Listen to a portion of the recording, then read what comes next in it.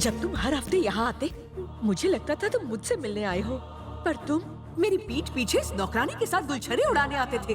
तुम्हारे जीजाजी तुम्हारे साथ मुझे भी जीते जी मार डालेंगे। दीदी जो हुआ सो हुआ, बस आप 1 लाख रुपए दे दीजिए ताकि ये मेरे बच्चे को गिरा सके। इतनी बड़ी रकम मेरे पास कहाँ से आएगी बताओ? माना घर की बागडोर औरत संभालती है, लेकिन पैसे का सारा लेन देन उनके बड़े बेटे के हाथ में है। लोग इस खानदान की इज्जत करते हैं और मैं इसकी इज्जत पर दाग नहीं लगने दूंगी।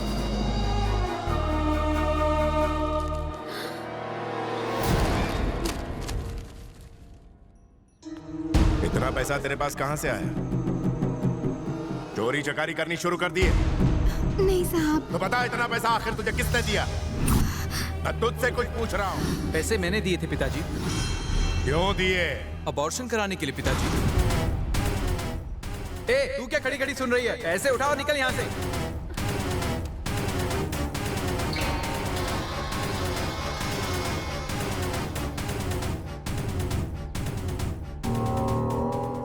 तुझ जैसे बिन मां के बच्चे को लाड प्यार देके मैंने बड़ी गलती की। घर की जिम्मेदारी तुझे सौंपी ताकि तू दुनियादारी को समझ सके, लेकिन आज तूने उस नौकरानी को मां बना के मेरी परवरिश पर दाग लगा दिया। लक्ष्मी, आज के बाद इस घर की सारी जिम्मेदारी तुम पे है। एक बाप होने के नाते मुझे मजबूर होकर इसे सारी उम्र खाना खिलाना पड़ेगा, लेकिन अब से इसे नौकर की तरह घर के पीछे झोपड़े में रहना होगा। इस घर पर इसका कोई हक नहीं है। मेरे लिए ये हमेशा के लिए मर चुका।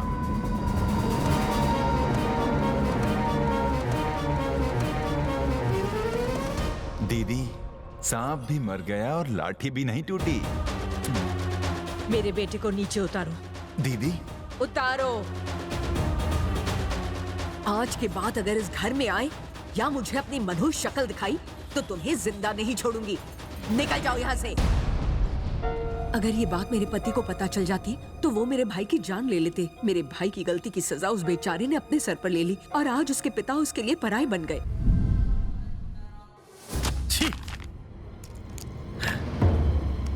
सुनने में आया है कि सोशल वर्कर हरिश्चंद्र प्रसाद अपनी सारी दौलत स्टील फैक्ट्री लगाने में फूंक रहा है। वो सब कुछ दांव पर लगा रहा है और सुना है कि बाहर से बढ़िया मशीनरी मंगवा रहा है। जमीन देने के लिए उसने हमें अर्जी लिखी है। आज वो जमीन तेरे हाथों से खिसक कर उसके पास जाने वाली है। वो जमीन जिसपे तू सालों से राज करता आ रहा है। वो लोगों की मदद करने की नियत से राजनीति में उतर रहा है। अगर वो जीत गया ना तो तेरा दबदबा खत्म और मेरी कुर्सी हमेशा के लिए छिन जाएगी। उसे आज की राजनीति की रत्ती भर भी समझ नहीं है। वो नहीं जीतेगा। ऐसा तुझे लगता है? लोग उसे भगवान की तरह पूछते हैं। उसे हराना मुश्किल है। तो ठोक देते हैं उसे। सोशल वर्कर्स और एक्टर्स लोगों को राजनीति में नहीं पड़ना चाहिए और अगर वो फिर भी इसमें कदम रखे तो उनके पैर काट देने चाहिए।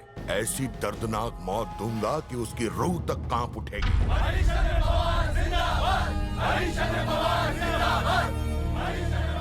मुझे और मेरे परिवार को इतना प्रेम और सम्मान देने के लिए मैं आप सबका आभारी हूं। राजनीति में उतरकर मेरा तात्पर्य आप लोगों की वाहवाही लुटना नहीं, बल्कि आप लोगों का जीवन संवारना है।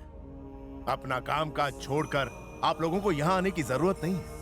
मैं खुद चलकर आपके पास आऊंगा। सर, मैं इस इलाके का इंस्पेक्टर हूँ, फिर भी आपको सिक्योरिटी नहीं दे सकता, मगर वक्त आने पर आपके लिए अपनी जान तक दे सकता हूँ। हमें पक्की खबर मिली है कि जब आप नॉमिनेशन भरने जाएंगे तब आप पर जानलेवा हमला किया जाएगा। जान लेना ऊपर वाले के हाथों में। ऊपर वाले ने हमें एक लक्ष्य के लिए भेजा है। वो लक्ष्य है सबको ताकतवर बनाना, ताकि आप और हम मिलकर अन्याय के खिलाफ आवाज उठा सकें।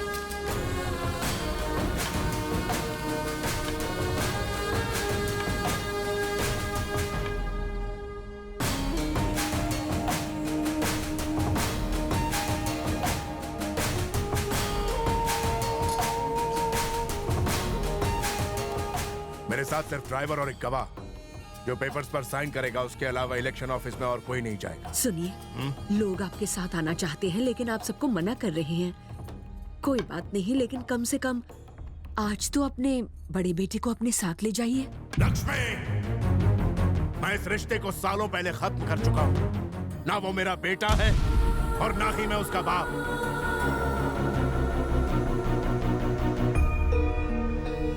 लेकिन मैं अपने जिगर के टुकड़े अपने पोते को साथ ले जाऊंगा।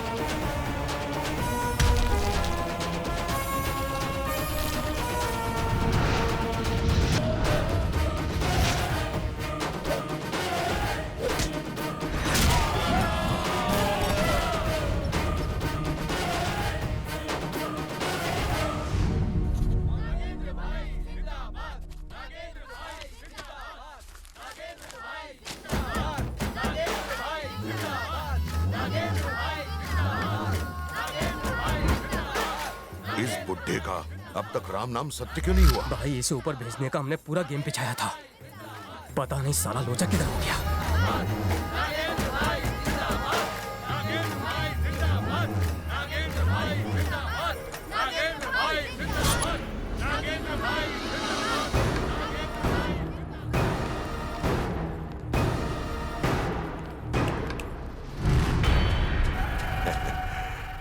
भीड़ से डर गया क्या?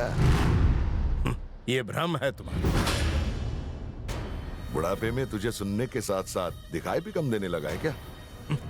तुझे क्या लगता है लोगों की भलाई की खातिर अपने पुरखों की सारी संपत्ति दान देकर तूने कोई बहुत बड़ा महान काम कर दिखाया है क्या? राजनीति कैसे करते हैं ये हम सिखाएंगे तुझे। बता रहे इसको। लोग भूखे हो तो अनाज फेंको, अगर खुश हो तो उन्हें दारू पिलाओ और मजे करने दो। जब जी आए किसी के घर में रह लिए, सो लिए और ऐश कर लिए। और अगर कोई तुम्हें अपने इलाके से हटाने की कोशिश करे तो उसका पूरा खानदान साफ कर दो। ये होता है एक लीडर। तुम्हारी सोच गलत है।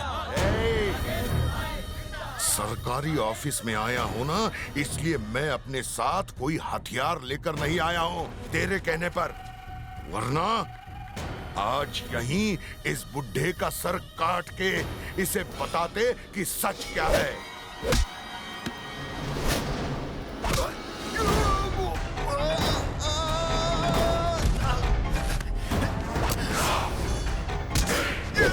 मुझे छोड़ दीजिए सर, मेरा परिवार सिर्फ आपकी वजह से ही जिंदा है। अगर आप जीते तो ये पूरा शहर खुशहाल हो जाएगा। इस कमीने के जुल्म को खत्म करने का इससे अच्छा मौका मुझे फिर नहीं मिलेगा। मेरी आंखें मुझे धोखा दे रही? अगर मेरी आंखें मुझे धोखा देती ना तो अब तक तेरा राम नाम सत्य हो चुका होता। ये जिंदा रहा तो आपको जीतने नहीं देगा। मैं मार दूंगा इसे ताकि आपको जीतने से कोई रोक ना सके। मैं राजनीति में इसलिए कदम रख रहा हूं ताकि सबको पता चले कि बुराई पर अच्छाई की जीत आज भी हो सकती है। और इसका मजा तब आएगा जब ये उसे देखने के लिए जिंदा रहेगा। जब ये तुझे मारने के लिए आया तब तेरे पीछे खड़ी ये भीड़ तुझे बचाने के लिए एक कदम आगे नहीं आई। लेकिन जरा देखिए, अपने लोगों की जिंदगी बनाने के लिए तुझे रास्ते से हटाने आया था। शायद आज तेरा दिन अच्छा है। अच्छे कर्म उसे कहते हैं जो युगों युगों तक याद रहते हैं। एक सच्चा आदमी जब हथियार उठाता है तो क्रांति आ जाती है। क्या बोला था तूने? लोगों के सामने अनाज फेंकेगा? कई सालों से तू सरकारी जमीन पर अपना हक जमा कर बैठा हुआ है और वहां राज कर रहा है। मैं उसी जमीन पर एक स्टील फैक्ट्री बनाऊंगा, वहां के हर एक आदमी को उसमें नौकरी दूंगा और इतना काबिल बनाऊंगा कि वो तेरे फेंके हुए अनाज को एक नजर देखेंगे तक नहीं। मैं इन्हें इस कदर सुधारूंगा कि वो तेरी शराब को छुएंगे तक नहीं। कोई नशे का गुलाम नहीं होगा। आगे से तुमने किसी लड़की के सामने आंख उठा कर देखा तो घरों के सामने गमलों की जगह तुम्हारे कटे हुए सिर टंगे मिलेंगे। जिस जगह प्यार होता है उसके आगे कोई जातिवाद नहीं टिक पाता। औरत मर्द कंधे से कंधा मिलाकर काम करेंगे। हर बुराई को दूर रखो और बच्चों को शिक्षित बनाओ, पढ़ा लिखा कर उन्हें एक बड़ा आदमी बनाओ ताकि कल जाके वो इतना नाम करे इस सारी दुनिया में हमारा सर गर्व से ऊंचा हो जाए। और तुझ जैसे शैतान मुझे रोक नहीं सकते। ये बात गांठ बांध लो। धीरे धीरे आजमगढ़ में एक क्रांति की हवा चलने लगी। उस क्रांति का नाम था हरिश्चंद्र। हरिश्चंद्र एक सच्चे नेता की तरह उभरे, एक ऐसा नेता जिसे न तो सत्ता का लालच था न पैसों का। वो जिसे चाहते उसे मिनिस्टर बना देते, जब चाहते अपने चुने हुए मिनिस्टर से इस्तीफा ले लेते। गांव में बड़ी बड़ी इंडस्ट्रीज आई, रोजगार आया, शिक्षा आई। जो हाथ पहले तलवार उठाकर एक दूसरे को मारने काटने के लिए उठते थे, वही अब एक दूसरे को थामकर गांव की तरक्की में जुट गए। पूरा गांव मानो एक मंदिर बन गया था जिसके भगवान थे हरिश्चंद्र।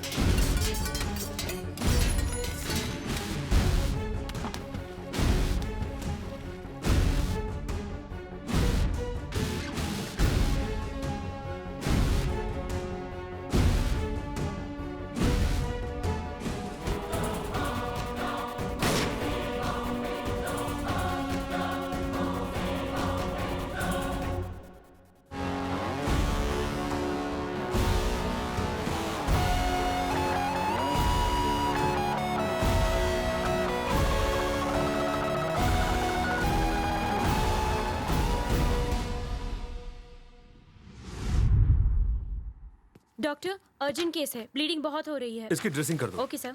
सर, ये मेडिसिन की लिस्ट है, बगल के मेडिकल शॉप से ले आइए, जल्दी कीजिए।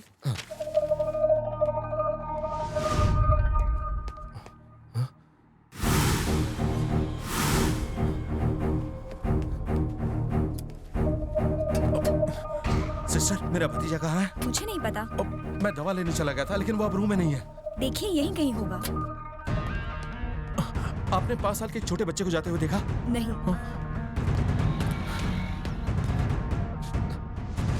लोहा गर्म था और मैंने हथौड़ा मार दिया, जिंदगी भर का जख्म दे दिया। आगे बताओ क्या करना है? हमें हरिश्चंद्र की मौत चाहिए, मौत। थोड़ा सब्र करो, सब्र। कहते हैं सब्र का फल मीठा होता है। कौन है ये? रामकृष्ण प्रसाद का बेटा।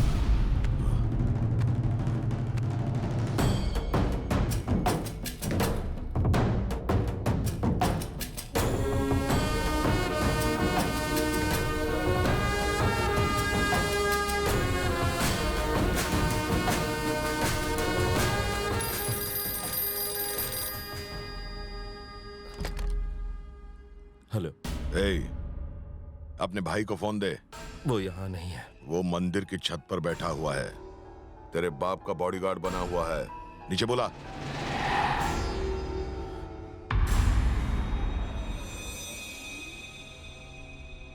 अरे जल्दी बुला।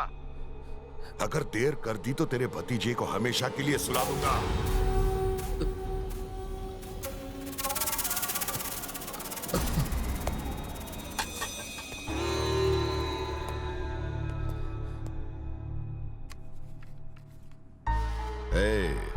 बुढ़े की रक्षा तो तूने अच्छी तरह कर ली, ऐसे आदमी की रक्षा क्यों कर रहे हो जो तुम्हें अपना बेटा मानने से भी इनकार कर रहा हो? जरा अपने बेटे के भविष्य के बारे में भी सोचो। मैंने पहले ही सोच रखा है। अच्छा, तो उसके पीछे से हट जा। भूल जा। तो अब तू तेरे बेटे को भूल जा। मैंने किडनैप किया है उसको। तुझे 60 साल का बुढ़ा जिंदा चाहिए या 5 साल का तेरा नन्हा बच्चा? जल्दी डिसाइड करना। लाखों लोगों की जिंदगी आज मेरे पिता के ऊपर टिकी हुई है। अगर इसके लिए मुझे अपने बेटे की बलि भी चढ़ानी पड़ी तो मैं पीछे नहीं हटूंगा। मार दो उसे।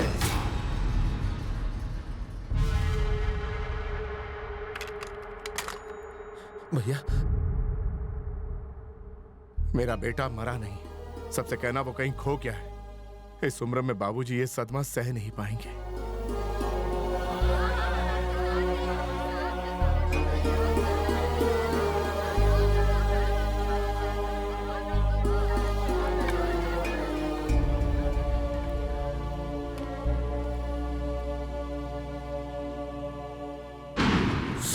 साल बाद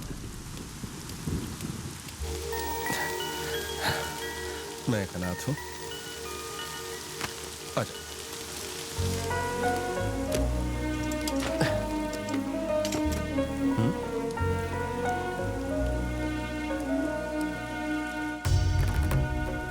बेटा कौन हो तुम? मैं एक अनाथ हूँ। पढ़ाई करने के लिए मेरे पास पैसे नहीं है। दिल छोटा करने की बिल्कुल जरूरत नहीं है बेटा। पैसा क्या होता है? पैसा तो आज है कल नहीं है, लेकिन दिमाग तेज होना चाहिए। दिमाग लगाओगे तभी बड़े आदमी बनोगे, और इसके बाद तुम्हें किसी के आगे हाथ फैलाने की जरूरत नहीं।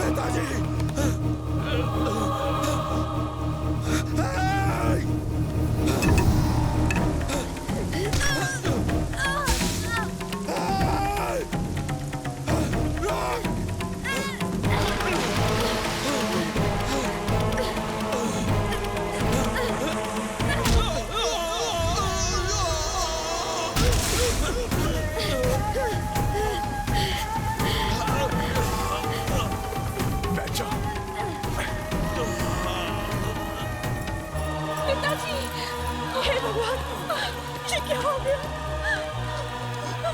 आंखें खोलिए, आंखें खोलिए ना, आंखें खोलिए।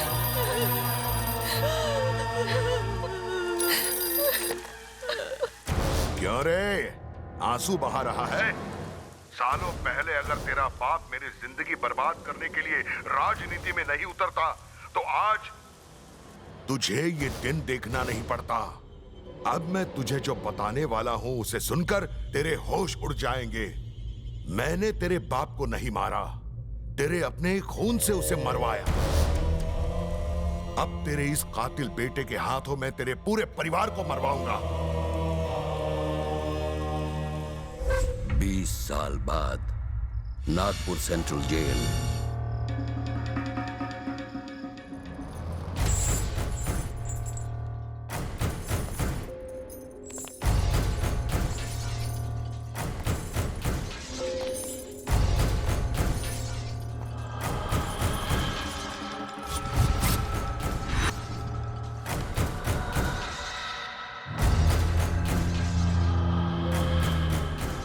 इसे जानवरों की तरह जंजीरों से क्यों बांध रखा है? ये भी हमारी तरह इंसान है। चलो इसकी बेड़ियां खोलो। जंगली जानवर को बेड़ियों में ही जकड़ कर रखा जाना चाहिए सर। रूलिंग पार्टी के लीडर से बात कर रहे हो तुम? तुम्हारा ये डीजीपी भी पानी भरता है मेरे आगे। इसे खोलना है या सस्पेंड होना है? मुझे इससे पूछताछ करनी है। तुम सब यहां से जा सकते हो। तुमने रामकृष्ण प्रसाद को मारने की कोशिश की, जो कि आजमगढ़ के आसपास की 11 कॉन्स्टिट्यूएंसीज पर राज करता है। तुमने 11 बार जेल से भागने की नाकाम कोशिश की। अब आज तुम्हें उसे मारने का मौका मिल रहा है। हम और हमारा पूरा सिस्टम तुम्हारे साथ है। उसे मारने पर तुम्हारा बदला पूरा हो जाएगा और हमारी पार्टी 11 कॉन्स्टिट्यूएंसीज पर जीत जाएगी और अगली सरकार फिर से हमारी बनेगी। उसको मारने के बाद तू मेरा एनकाउंटर करवा देगा और मीडिया बुला के ये पब्लिसिटी करवाएगा कि तुमने रामकृष्ण प्रसाद के कातिल को 24 घंटे के अंदर एनकाउंटर में ढेर कर दिया और अगला इलेक्शन जीत जाएगा। क्यों, यही प्लान है ना? नागेंद्र, डीजीपी ने तो कुछ इसी तरह का प्लान बनाया था। लेकिन मैं तुमसे एक वादा करता हूं, जैसे ही हमारी यहां नई सरकार बन जाएगी, हम मर्सी पिटिशन का सहारा लेकर तुम्हें इन बेड़ियों से आजाद करवा देंगे और हम तुम्हें बना देंगे आजमगढ़ का बेताज बादशाह।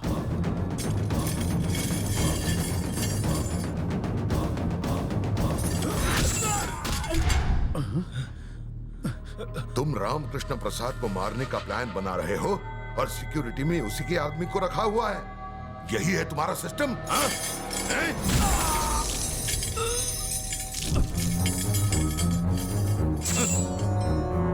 आजमगढ़ में रामकृष्ण प्रसाद को कोई हाथ तक नहीं लगा सकता। दफा हो जाओ। नागेंद्र, रामकृष्ण की भतीजी कल नासिक जा रही है। तुम कहो तो उसे वहीं उठा ले। जो आदमी दूसरों के लिए कुछ भी कर सकता है, वो अपने परिवार की सुरक्षा के लिए वहां जरूर आएगा। अगर तुम उसे आजमगढ़ के बाहर ले आए तो बाकी मुझ पर छोड़ देना कि उसे ऊपर कैसे पहुंचाना है।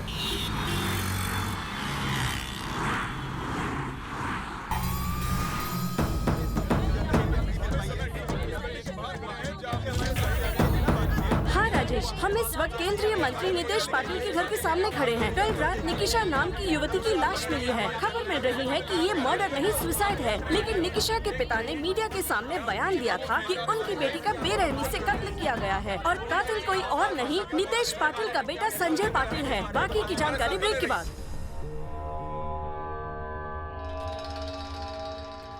ये कौन है?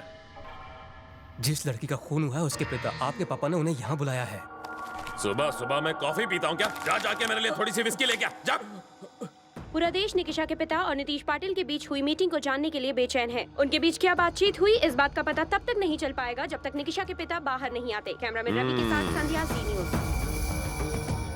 केशव भाव। हाँ सर। गोरेगांव की मीटिंग का क्या हुआ? कैंसिल हो गई सर। तो फिर हीरा नंदानी वाले को यहाँ बुला लो। ठीक है सर। ये निकिशा के पिताजी हैं सर।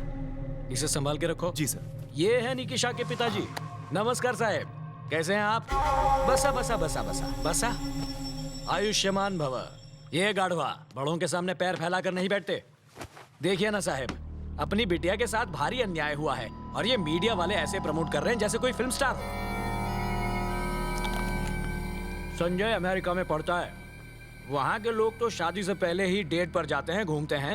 अब वहाँ की हवा लग गई इसे भी।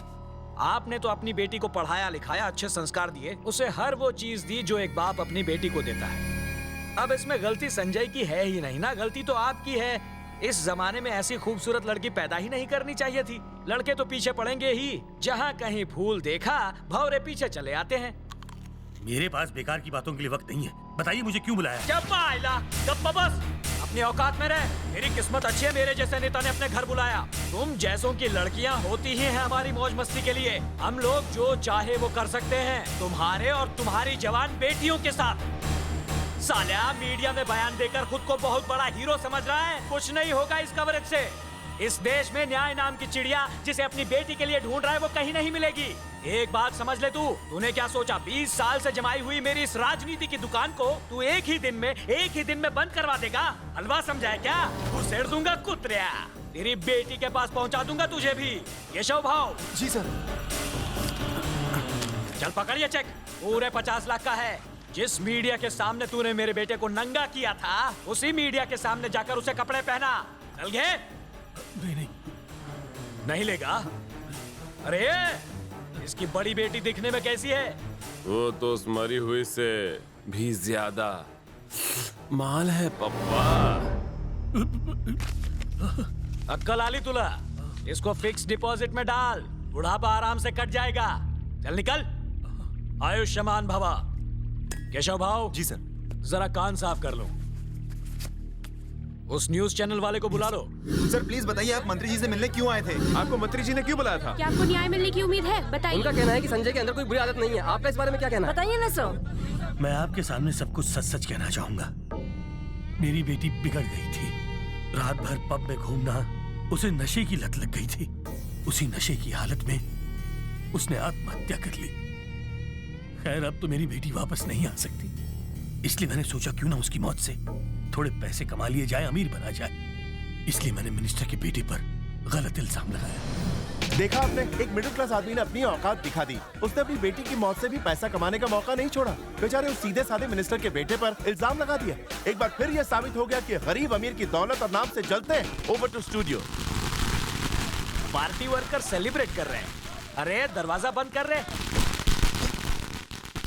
MDTV की तरफ से आपको congrats sir. Thank you sir. क्या मैं आपसे एक पर्सनल सवाल पूछ सकता हूँ? सर प्लीज मना मत कीजिएगा। पूछो ना। सुना है आपका हट्टा कट्टा बेटा नामर्द है। मैं नहीं कह रहा हूँ, सुना है मैंने। कितनी बुरी बात है। अब आप ही बताइए, एक नामर्द रेप कैसे करेगा? आप जनता को सच बताइए ना सर। जिस साले ने ये खबर दिखाई है उसकी बहन को भेज मेरे पास, फिर देखना भरी मीडिया के सामने मैं बता दूंगा मर्द कौन है और नामर्द कौन है।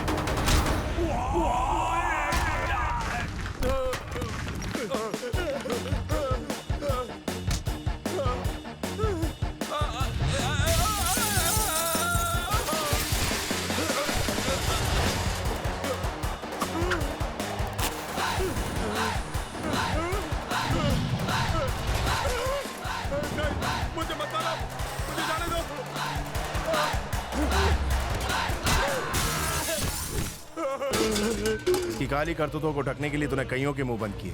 वैसे भी तुझ जैसे घटिया आदमी के पास दौलत के नाम पर कागज के नोट हैं। एक सुपारी लेने वाले के भी अपने कायदे कानून और अपने कुछ उसूल होते हैं। क्या तुम एक किलर हो? मेरे बेटे को मत मारो, जितने पैसे कहोगे मैं दे दूंगा। जिस तरह मौत को पैसों से रोका नहीं जा सकता, उसी तरह मुझे खरीदा नहीं जा सकता। तुम्हारा काम गंदगी फैलाना है और मेरा काम गंदगी खत्म करना। सच कहूं तो तेरी जिंदगी की सबसे बड़ी गलती ये है कि तूने इस हैवान की हैवानियत को रोका नहीं। उसे मत मारो, मैं तुम्हारे हाथ जोड़ता हूँ। मैं मीडिया के सामने आकर सारी सच्चाई बता दूंगा। सभी लोग सुनो। हेलो, मिनिस्टर साहब अपना बयान देने वाले हैं। ये केबल और कैमरे से कनेक्ट करो। महाराष्ट्राच्या जनतेला माझा नमस्कार। मेरे बेटे संजय पाटिल ने निर्दोष निकिशा का रेप करके उसकी हत्या की थी। निकिशा के पिताजी को बुलाकर उन्हें डरा धमकाकर मीडिया के सामने गलत बयान देने पर मैंने मजबूर किया था, लेकिन अब मेरी आंखें खुल गई हैं। मेरे बेटे ने जो अपराध किया है उसमें उसका साथ दिया, इसलिए मैं भी अपराधी हूँ। मैंने इस अपराध के लिए खुद को सजा दी है। इतना ही नहीं, मैंने अपने बेटे को भी सजा दी है।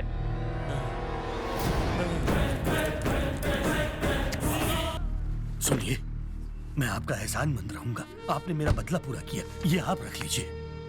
न्याय और किट्टू की कोई कीमत नहीं लगा सकता। ना मैं बिकाऊ हूं और ना ही मेरा ईमान। उस मिनिस्टर ने एक पिता को ठेस पहुंचाई और एक भाई ने एक बहन का बदला लिया। मेरे लिए बस यही काफी है। इस पैसे से अपनी बड़ी बेटी की शादी धूमधाम से करना। पर इसे आप ही रख लीजिए।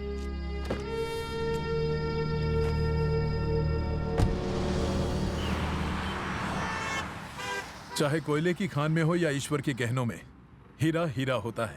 धन्य है तुम्हारे माँ बाप जो तुम जैसा बेटा मिला। ऐसे कह रहे हैं जैसे आप मेरे माँ बाप को अच्छे से जानते हैं। अब अगर उन्हें जानता होता तो तुम्हें कब का उन्हें सौंप दिया होता।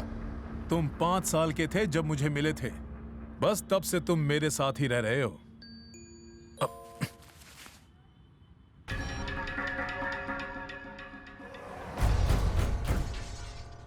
रामकृष्ण प्रसाद को मारने का वक्त आ गया।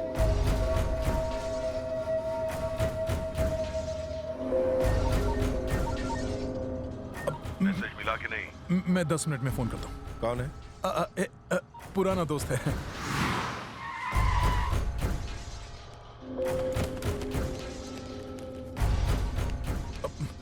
भाई, अब जेल से बाहर कब आए? वो सब छोड़ दे, प्लान पल्ले पड़ गया ना? हाँ भाई, लेकिन किसी की भी सुपारी लेने से पहले वो चेक करता है कि मरने वाला इंसान अच्छा है या फिर बुरा है। अगर उसे पता चलेगा कि अगली सुपारी वो अपने बाप को मारने के लिए रहा है, तो वो हमारे खिलाफ होकर हमारा ही काम हमेशा के लिए तमाम कर देगा। इस काम के लिए वो सही नहीं रहेगा भाई। ये काम किसी और से करवाते हैं।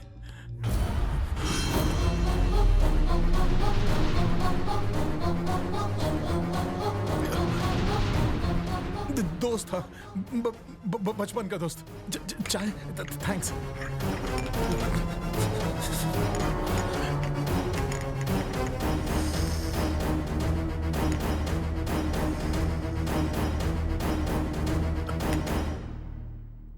जानता हूं मेरी बात सुनने के बाद तुम्हारे दिल में बहुत सारे सवाल उठने लगे होंगे। एक बड़े घराने के संस्कारी बच्चे को मैंने एक हत्यारा बना दिया।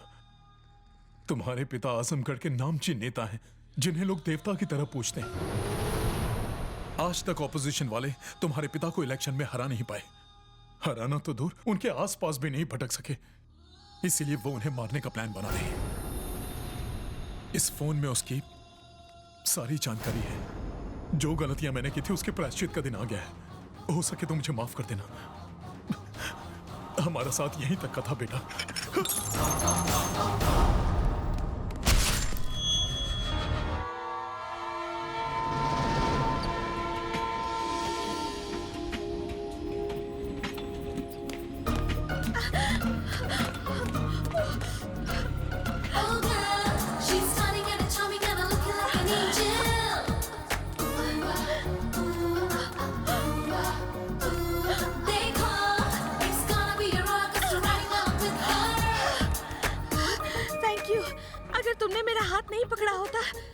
ट्रेन मिस हो जाती है। अगर मैंने तुम्हारा हाथ नहीं पकड़ा होता तो मैं तुम्हें मिस कर देता।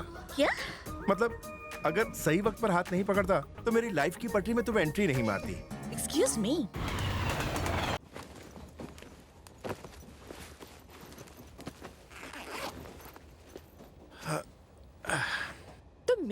क्यों आ गए? तुम्हारी? मगर पहले तो ये कैबिन रेलवे की थी। देखो, ज्यादा स्मार्ट बनने की कोशिश मत करो। कोशिश क्या करना, मैं तो पैदा ही स्मार्ट हुआ हूँ। इससे अच्छा तो मैं जनरल डिब्बे में चली जाती। मुझे लगा तुम स्पेशल क्लास की हो, मगर तुम तो जनरल कंपार्टमेंट की निकली। तुम क्या मुझे चालू टाइप समझते हो? वैसे शक्ल से नहीं लगती। तुम्हें मेरे बारे में पता नहीं है। मेरा सैंडल नंबर है 10, जूती नंबर 9, थप्पड़ का नंबर 5 और घूसा फ्री में है इनके साथ। अब तुम्हें समझ में आ गया ना सब कुछ? तुमने अपना मोबाइल नंबर नहीं बताया। तुम जैसे लड़के को मैं अपना मोबाइल नंबर दूं? मोबाइल तो क्या, मैं तुम्हें अपनी स्माइल तक ना दूं। तुम जानते नहीं मैं कौन हूँ। वेरी गुड, फिगर अच्छा है। आप कहो तो मैं भी अपने फीचर्स बताऊं? बको। मैक्सिमम हड्डी तोड़ने का, मिनिमम जिंदा छोड़ने का, सर फोड़ने का, नाक में करंट जोड़ने का, गर्दन मरोड़ने का, वर्ल्ड रिकॉर्ड। पता है किसके नाम दर्ज है? वो महान आत्मा तुम्हारे सामने बैठी है। शायद कमेंट्री में तुम्हें मजा नहीं आया, मैं तुम्हें हाइलाइट्स दिखाता हूं।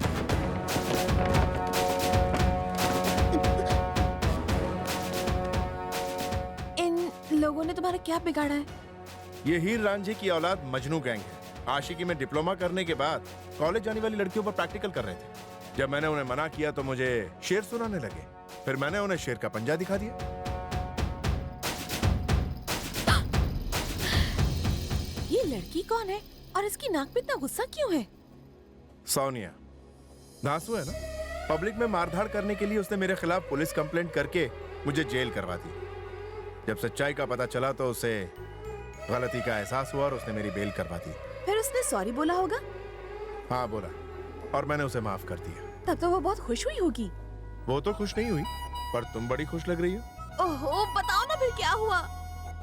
खुद ही देख लो। मुझसे गलती हो गई थी, इसलिए मैंने तुम्हारी बेल करवाई।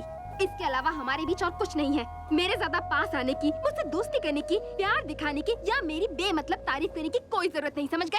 I hate love stories. तो फिर उससे शादी की तुमने? नहीं, उसने मना कर दिया। पर क्यों? मुझे कल ही पता चला कि सोनिया को कैंसर है और इस वक्त हॉस्पिटल में उसकी ट्रीटमेंट चल रही है। क्या कहा? हाँ, सिर्फ 1 हफ्ते की मेहमान, ऐसा डॉक्टर का कहना है। मैं उससे शादी करने जा रहा हूँ क्योंकि सोनिया एक सुहागन के रूप में मरना चाहती है। ये उसकी आखिरी इच्छा है। हैंडराइटिंग अच्छी है तुम्हारी? तुम्हारी मूछें भी अच्छी हैं। क्या लिख रही? यही कि तुम्हारी मूछें मैं कभी नहीं भूल पाऊंगी। पता नहीं और कितने लोगों की मूछें तुम्हें अच्छी लगी होंगी। 2 लोगों की, तुम्हारी और मेरे बचपन के दोस्त की। उस दोस्त की बचपन में भी मूछें थी? नहीं, वो अक्सर नकली मूछें लगाता था। ठीक है, मुझे जरा जगा देना, मैं ऊपर सोने जा रहा हूँ।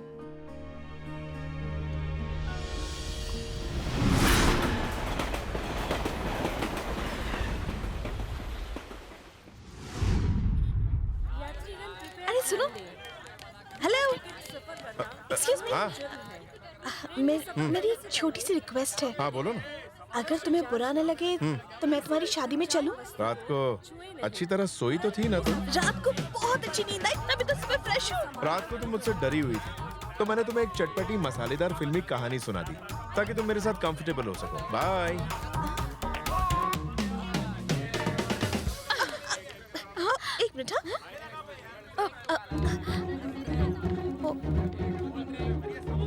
ओ नहीं। अरे पूजा, तुम किसे ढूंढ रही हो? तुम्हें भी अभी आना था, थोड़ा ट्रैफिक में नहीं फंस सकती थी? तुम्हारी वजह से मेरे बचपन का दोस्त चला गया। मेरे अलावा और कौन तुम्हारा बचपन का दोस्त है? अरे वो मुझे ट्रेन में मिला था, बिल्कुल मेरे अंकल जैसी शक्ल थी उसकी, वही आंखें, वही होंठ। मुझे लगता है वो मेरे अंकल का बेटा जो बचपन में खो गया था। ओहो, फिर से वही स्टोरी रिपीट टेलीकास्ट शुरू मत करो प्लीज। 25 साल से हम उसी लड़के को ढूंढ रहे हैं। अब तो हर लड़का हमें वही लगता है। बहुत हो गया तुम्हारा मजाक, हमारी फ्रेंडशिप आज से ओवर। मेरे सारे गिफ्ट लौटा दो। अब छोड़ना, गुस्सा क्यों करती है? सॉरी यार।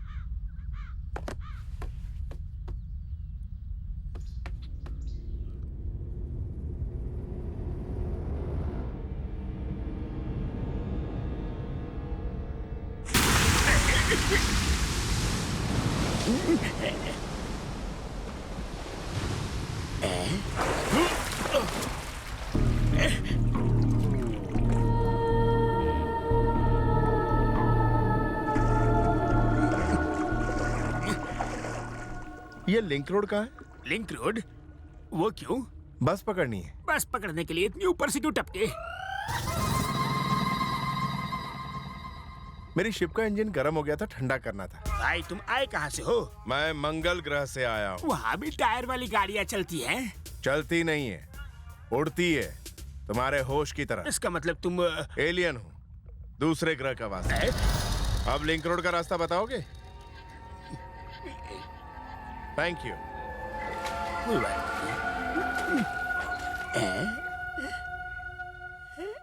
लोग कहते हैं दुनिया में एक शक्ल के 7 इंसान होते हैं। वही लड़का तुम्हारे अंकल का बेटा है, ये कैसे पता चलेगा? मैं तुम्हें बताती हूँ कैसे पता चलेगा। मेरे दादाजी अपने इलाके के दबंग थे। जितना उनका नाम था उतने उनके दुश्मन भी। जब मेरा दोस्त 5 साल का था तो मेरे दादाजी के साथ एक कैंपेन में गया था और दादाजी का दुश्मन उनका पीछा कर रहा था और उसने उन पर गोली चला दी। गोली इस बच्चे को लग गई।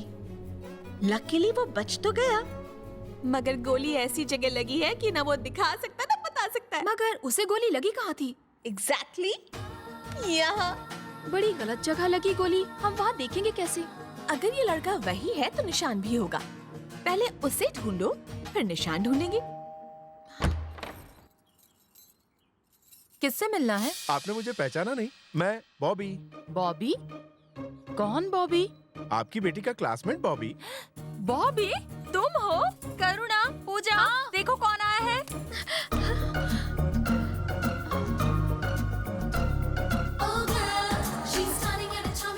पहचाना नहीं? यही वो बॉबी है। बचपन में इसी ने तुम्हारे पापा की मूंछ उड़ाई थी। कितना बड़ा हो गया है बॉबी। तुम सच में बॉबी हो? हाँ। और तुम? तुमने मुझे पहचाना नहीं? मैं पूजा और ये करुणा। मैंने तुम्हें देखा था तभी पहचान गई थी। तुम बचपन में छोटे थे, अब कितने लंबे हो गए हो? डबल हो गए हो। अच्छा ये बताओ, इतने सालों बाद हमारा एड्रेस कहाँ से मिला?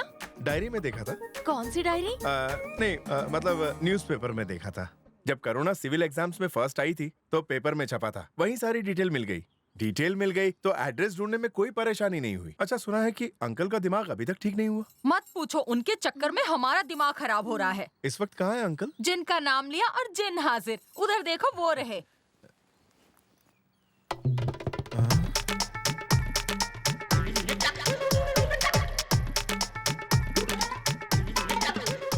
अरे ऐसे दूर से क्या घूर रहे हो? कभी आदमी नहीं देखा? ये करुणा का दोस्त है। जाओ जाके गेस्ट रूम को साफ कर दो और उसके बाद जाके बर्तन और कपड़े भी धो देना।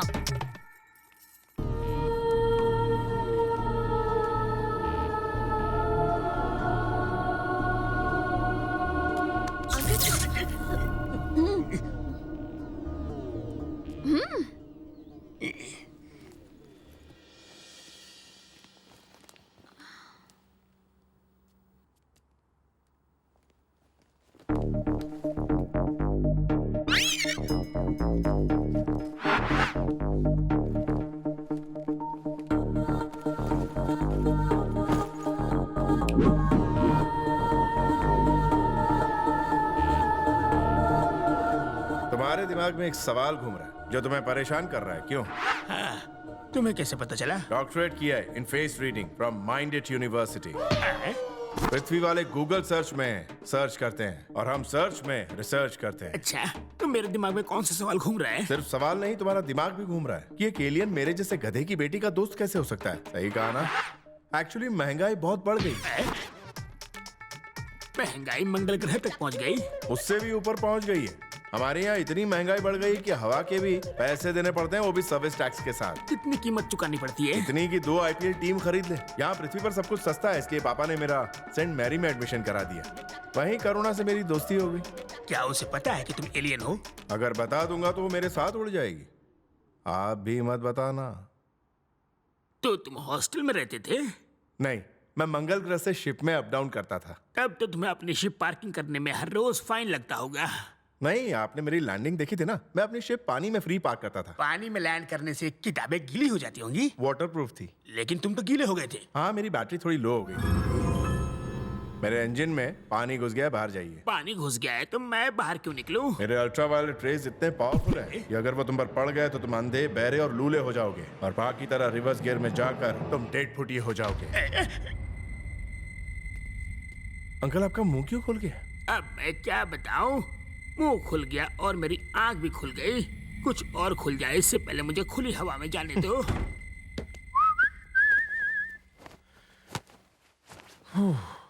अरे अरे रुकिए रुकिए। क्या हुआ? इस बाथरूम का नल थोड़ा खराब है, दूसरा बाथरूम यूज कर लीजिए। कहाँ है दूसरा वाला? उधर।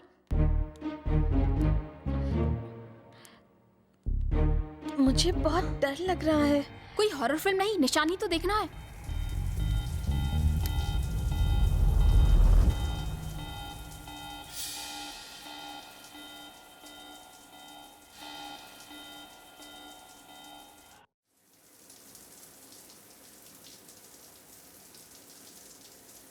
पूजा, ए पूजा, दरवाजा खोल यार। अरे ये क्या हाल बना रखा है? निशान देखा कि नहीं? नहीं देखा। अरे निशान नहीं देखा तो और क्या देखा?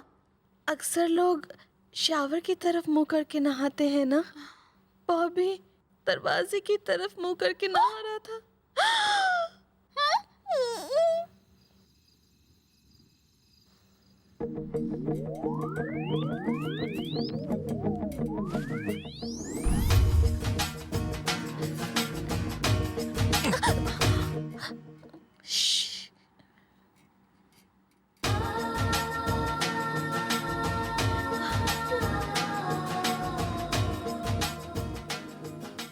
इतना अंधेरा क्यों है भाई? सही बात बन जाएगी। अपनी आंखें तो खोली नहीं। अरे पूजा, डैडी आ रहे हैं, चल भाग यहाँ से।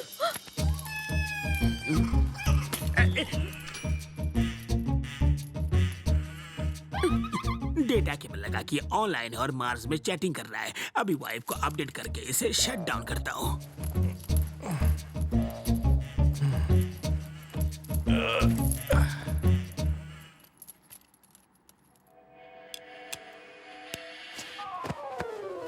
क्या उल्लू की तरह जाग रहे हो? तुम्हें राज की बात बताता हूँ। ये देखो केबल, इसे लगाकर ये मार्स की लड़कियों से चैटिंग कर रहा है। इसे कानों में लगा के खुद आंखों देखा हाल सुन लो। समझ में तो नहीं आएगा। मम्मा, मम्मा, मम्मा होश में आइए। मम्मा।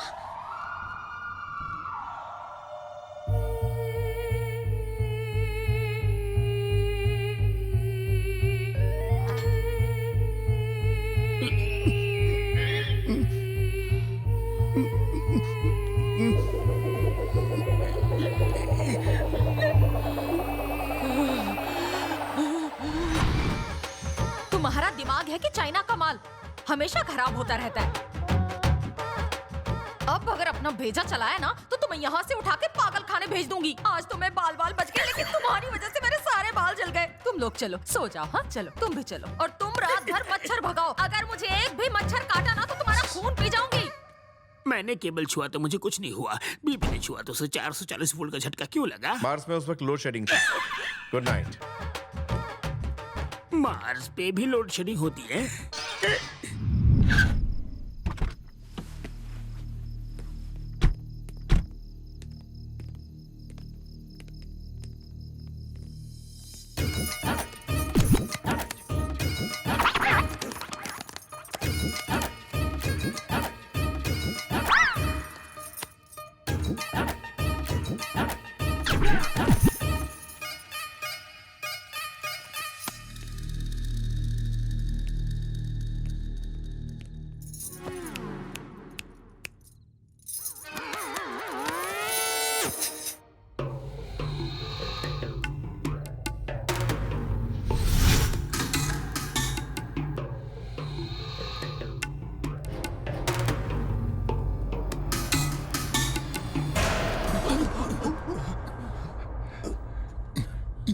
ऊपर से गिरने के बाद भी ये ऊपर नहीं पहुंचा। हाँ यार, 3 मगरमच्छ मर गए जिनके ऊपर ये गिरा था।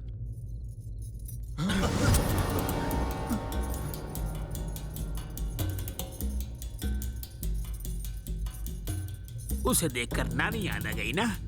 पता है तुम्हें वो कौन है? कौन है वो? एलियन। एलियन? मुझे तो यही एलियन लग रहा है भाई। अच्छा ठीक है, मैं तो एलियन हूँ, लेकिन आप लोग कौन हो भाई? Fantastic four.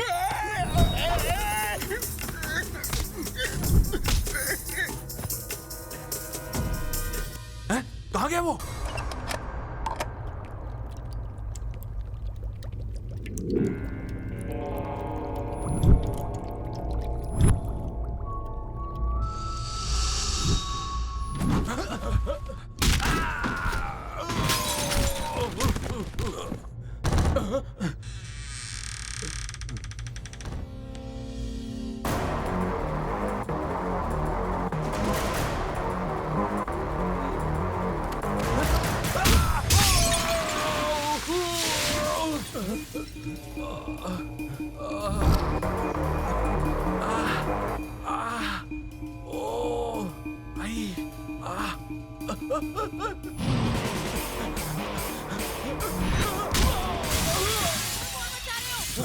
दरवाजा क्यों बंद किया है बाहर से?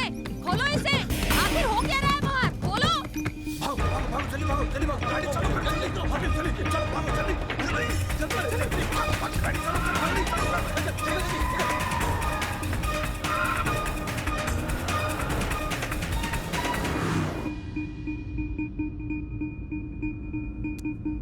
क्या है रे?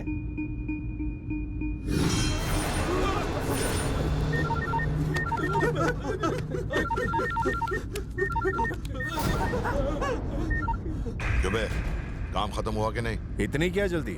अभी काम तमाम करके आपको खुशखबरी देता हूँ। ये आवाज कैसी थी? ये आवाज तेरी तबाही का आगाज है। कौन है तू? वही जो तेरी मौत का कारण बनने वाला है, या यूं समझ ले कि वही जो तेरी मौत बन के आया है। जिसे भेजना है भेज दे, चाहे तो खुद आ जा। मैं तेरी वो हालत करूंगा, तेरी साथ कुछ से देख के हिल जाएंगी, थर-थर कांपने लगेंगी। लड़की को किडनैप कर लिया? नहीं, हम तीनों के अलावा कोई चौथा भी हमारे प्लान के बारे में जानता है, और मैं अच्छे से जानता हूँ वो चौथा शख्स कौन है। इस बार तो उसने लड़की को बचा लिया, लेकिन वो हमारा प्लान किसी को नहीं बता पाएगा। मुझे जेल से निकालने का बंदोबस्त करो जल्दी। रामकृष्ण प्रसाद के बाप के मरने की बरसी है। अगर हम उसमें शरीक हुए तो लोगों के दिल में हमारे लिए इज्जत बढ़ जाएगी, और अगर उस दौरान वो मर गया तो कोई हम पर शक नहीं करेगा।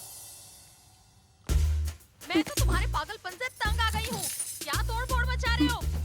दरवाजा क्यों बंद किया है बाहर से? खोलो इसे। क्या चल रहा है? दरवाजा खोलो, खोलो। आखिर हो क्या रहा है बाहर?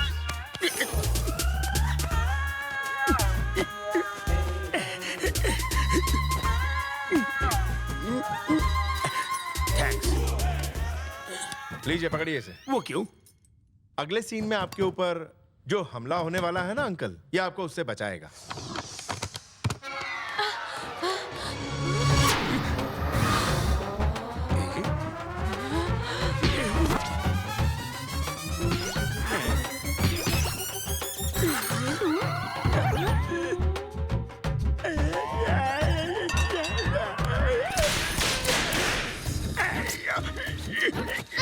तुम्हारा दिमाग है कि चाइना का माल बार बार खराब हो जाता है। तुम्हारा तो रिप्लेसमेंट भी नहीं हो सकता। तो ऑनलाइन शॉपिंग में बेच दो ना, उसमें तो ऐसे डिफेक्टिव पीस भी बिक जाते हैं। इनको जो खरीदेगा उसे मेंटेनेंस का खर्चा भी देना पड़ेगा।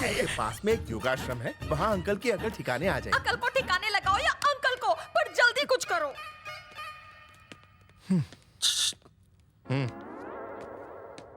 कब जाना है? बड़ी जल्दी है अंकल, थोड़ा वेट कर लो।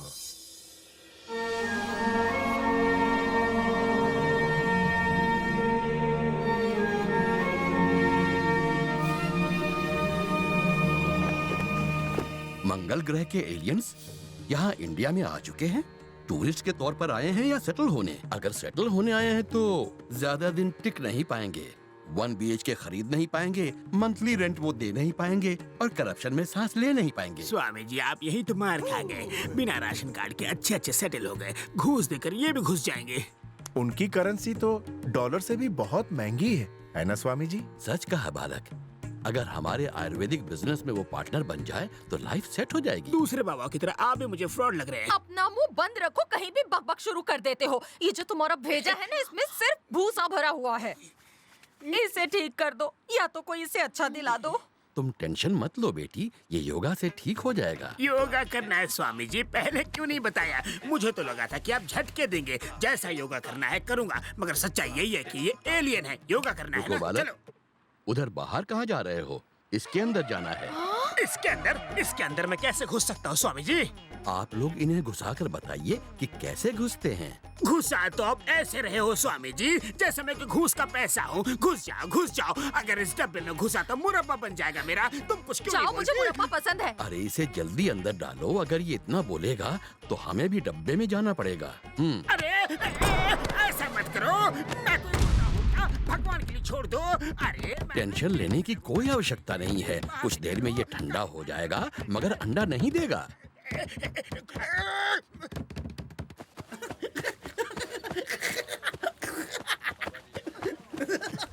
How much? 100 rupees, sir. Okay.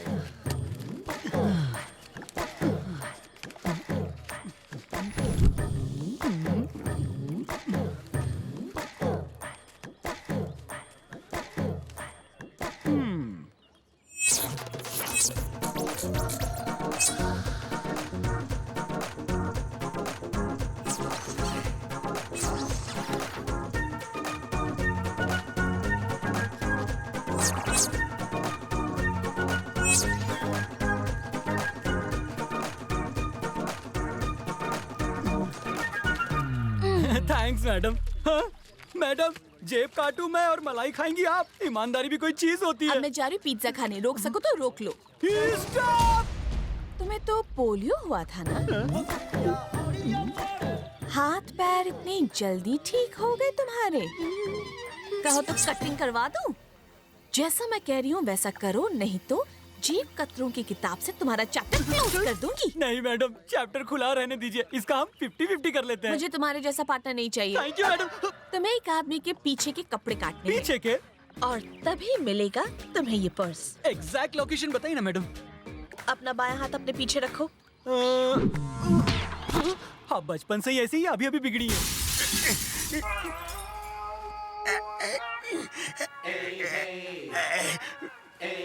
कैसा महसूस कर रहे हो? अब मुझे समझ में आ गया स्वामी जी, एलियन अपने यहाँ नहीं आ सकते। स्वामी जी, इनका दिमाग ठीक तो हो गया है ना?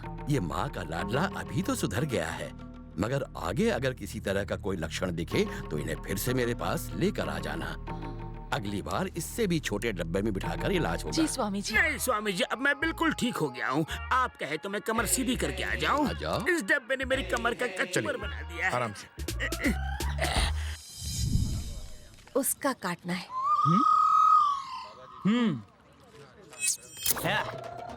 देखो अब मेरे ब्लेड की धार और मेरी कटिंग की रफ्तार।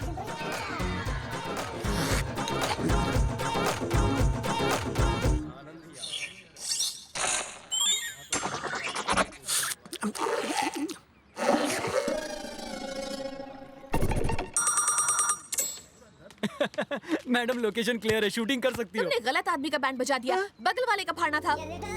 अरे मैडम, क्या लोकेशन है, क्या तिल है। आंटी, अरे तुम्हारे चेहरे का रंग क्यों उड़ा हुआ है? आंटी, वो अंकल।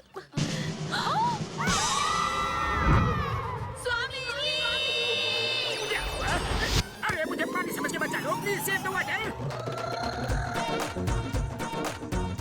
तू तो गया। मर गई। क्या है ये? चश्मा उतार के देख, ब्लेड है। किस काम में आता है ये?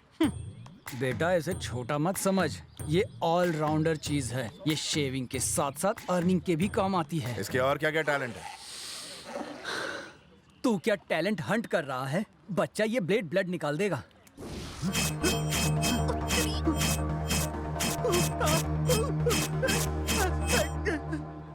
टैलेंट आदमी में होता है, इस ब्लेड में नहीं। आप तो मेरे भी बाप निकले, मेरे साथ साथ मेरे शर्ट की भी हजामत कर डाली। ब्लेड का जो काम है उससे वही काम कर। जा सलून खोल, शेविंग के साथ सेविंग भी कर। ठीक से समझ गया ना?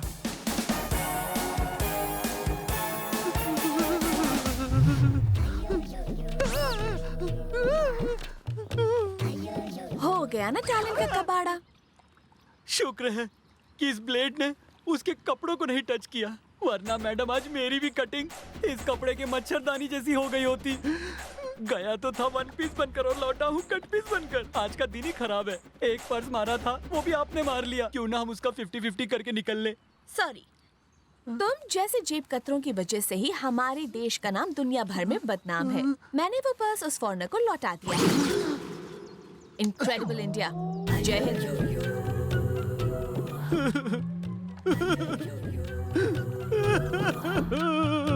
पूजा, पूजा, क्या हुआ? इतनी उदास क्यों खड़ी है? उसका निशान देखने की कोई तरकीब काम नहीं कर रही। इस काढ़े को ट्राई करना।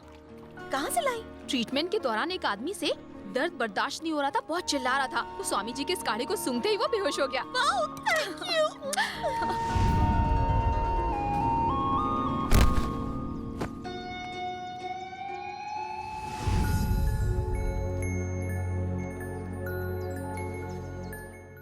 यकीन हो गया ना वो मेरे अंकल का ही बेटा है? 200%। पूजा, तुम दोनों यहाँ बैठे और मैं तुम्हें ढूंढ ढूंढ के थक गई। तुम्हारे अंकल कब से तुम्हारा नंबर ट्राई कर रहे थे। दादाजी की डेथ एनिवर्सरी है, भूल गई? हाँ, मैं तो भूल ही गई थी।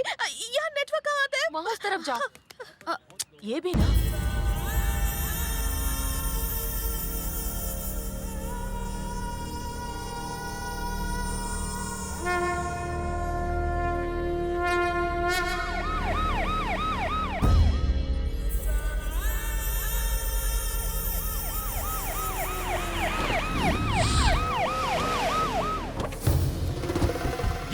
देवता स्वरूप नेता की पुण्यतिथि है। जैसे शैतान हमें यहाँ नहीं चाहिए। चले जाओ यहाँ से। सूरत लेकर यहाँ से निकल जाओ।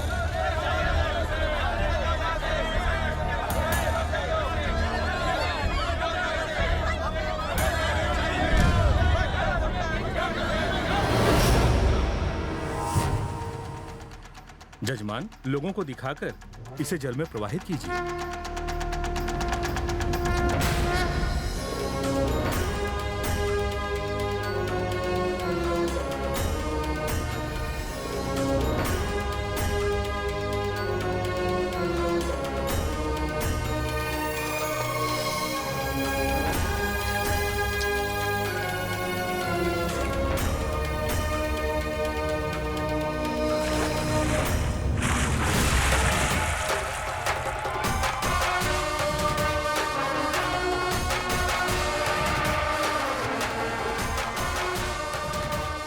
डीजीपी, मुझसे नहीं होगा। तुम ही बताओ कि हम लोग क्यों आए हैं यहाँ। वो मेरी बात नहीं मानेंगे, आप ही बात कीजिए। मैं आपको ऐसी खुशखबरी सुनाने आया हूँ जिससे आप और यहाँ सारे लोग खुशी के मारे पागल हो जाएंगे और मैं धन्य हो जाऊंगा।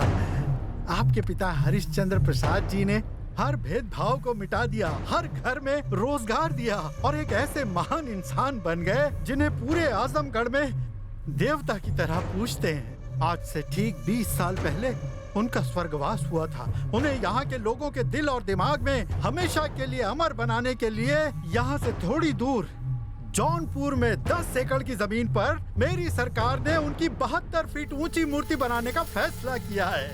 वो हमारे भी पूजनीय है, बस आप हाँ कर दीजिए।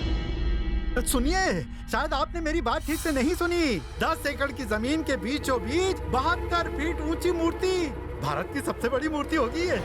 एक बात याद रखो, वो 10 एकड़ नहीं बल्कि 32 एकड़ है। वहाँ 8000 परिवार झुग्गी झोपड़ियों में अपना बसर करते हैं, अपने बच्चों का पेट पालते हैं। अगर उन गरीबों की जमीन पर कब्जा करके तुमने वहाँ पार्क या मूर्ति बनाने का सोचा और एक भी झोपड़ी को नुकसान पहुँचा तो तेरे अंतिम संस्कार के लिए तुझे 1 इंच जमीन नसीब नहीं होगी। लोगों ने अपनी मर्जी से मेरे पिता की मूर्तियाँ शहर में जगह जगह बनाई हैं। हमें और मूर्तियाँ खड़ी करने के लिए तुम्हारी भीख की जरूरत नहीं है। महान नेताओं को लोगों के दिलों में रहना चाहिए, डांबर की सड़कों और पत्थर की मूर्तियों में नहीं। अब बताओ ये मूर्ति लगाने का ढोंग तुम क्यों कर रहे हो, वरना ये भी मुझे ही उगलवाना पड़ेगा। नहीं देखिए दरअसल बात ये नहीं है, आप गलत समझ रहे हैं। ये शंकर राव का प्लान नहीं था। पार्टी हाई कमांड ने आपको खुश करने के लिए ये फैसला लिया था ताकि आप इनकी पार्टी में शामिल हो सके। वो क्या है ना, आपके उम्मीदवार पिछले 25 सालों से यहाँ से जीतते आए हैं। अगर इस बार इलेक्शन में आपने इनकी पार्टी का साथ दिया तो पार्टी हाई कमांड आपको अपनी पार्टी में बड़ी से बड़ी पोस्ट दे सकती है। पोस्ट सिर्फ नाम की चीज नहीं होती कि बस उसका बिल्ला लगाया और घूमते रहे। वो एक लीडर को दिया गया लोगों का विश्वास होता है। मैं तुम्हारी तरह विश्वासघाती नहीं हूं। मेरी जिंदगी से बढ़कर लोगों की भलाई है। लोगों को मुझ पर विश्वास है, और जो नेता लोगों की ना सोचकर अपने बारे में सोचता है वो नेता नहीं, दलाल कहलाता है। तुम जैसा दलाल जिसका ना तो कोई ईमान होता और ना ही कोई धर्म। चवन्नी चवन्नी में बिकते हैं तुम जैसे टुच्चे नेता। तुम्हारी पूरी पार्टी चवन्नी छाप नेताओं से भरी पड़ी है, यही सच है। तुम मेरी पार्टी और हाई कमांड की असली ताकत जानते कहाँ हो? अरे इन जाहिल लोगों की मदद करने का क्या फायदा? अगर आज के बाद मेरे सामने ऊंची आवाज में बात की या मेरे लोगों के बारे में कुछ भी गलत कहा,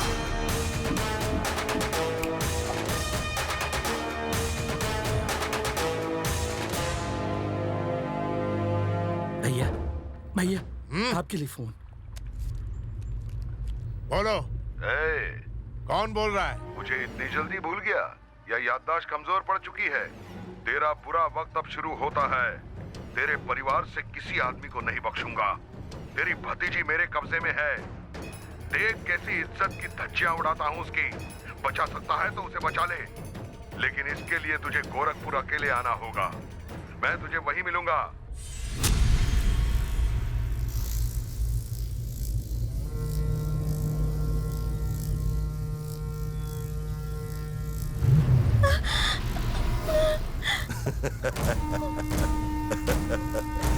तेरी आंख खुलने से पहले ही तुझे मार देता। फिर सोचा तुझे कैसे पता चलेगा किसने मारा।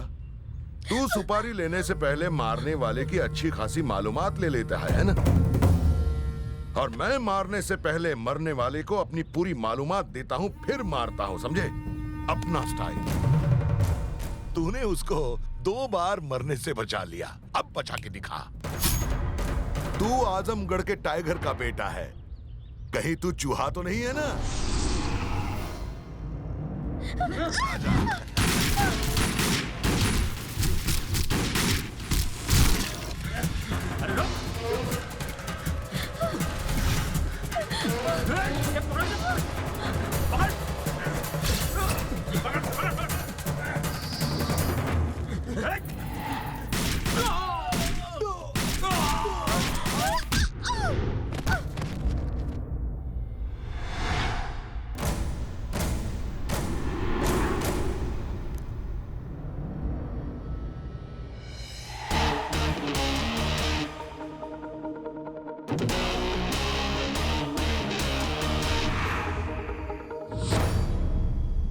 गोली से छलनी कर दो।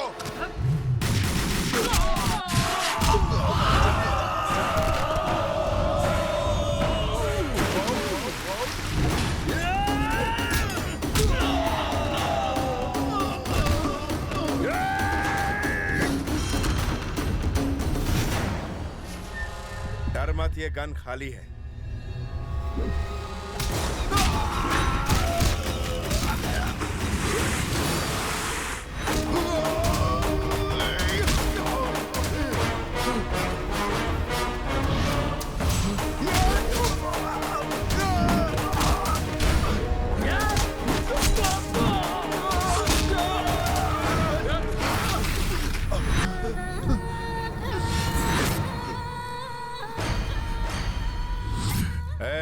खंजर खिसका तो तेरी जिंदगी खिसक जाएगी। तुझे इतनी आसान मौत नहीं दूंगा मैं। तुझे ऐसी मौत दूंगा कि मौत भी खौफ खाएगी।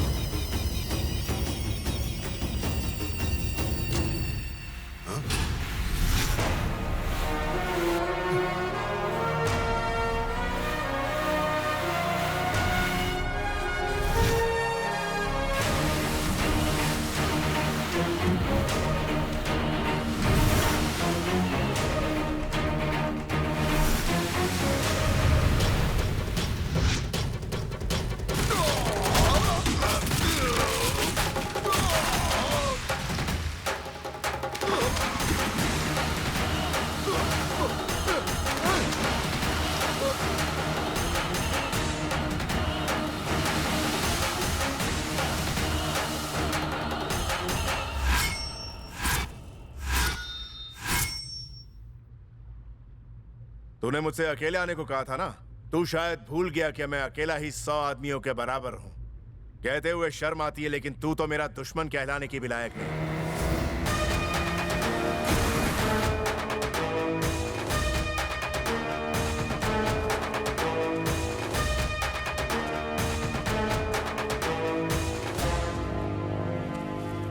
ये बता पूजा कहाँ है?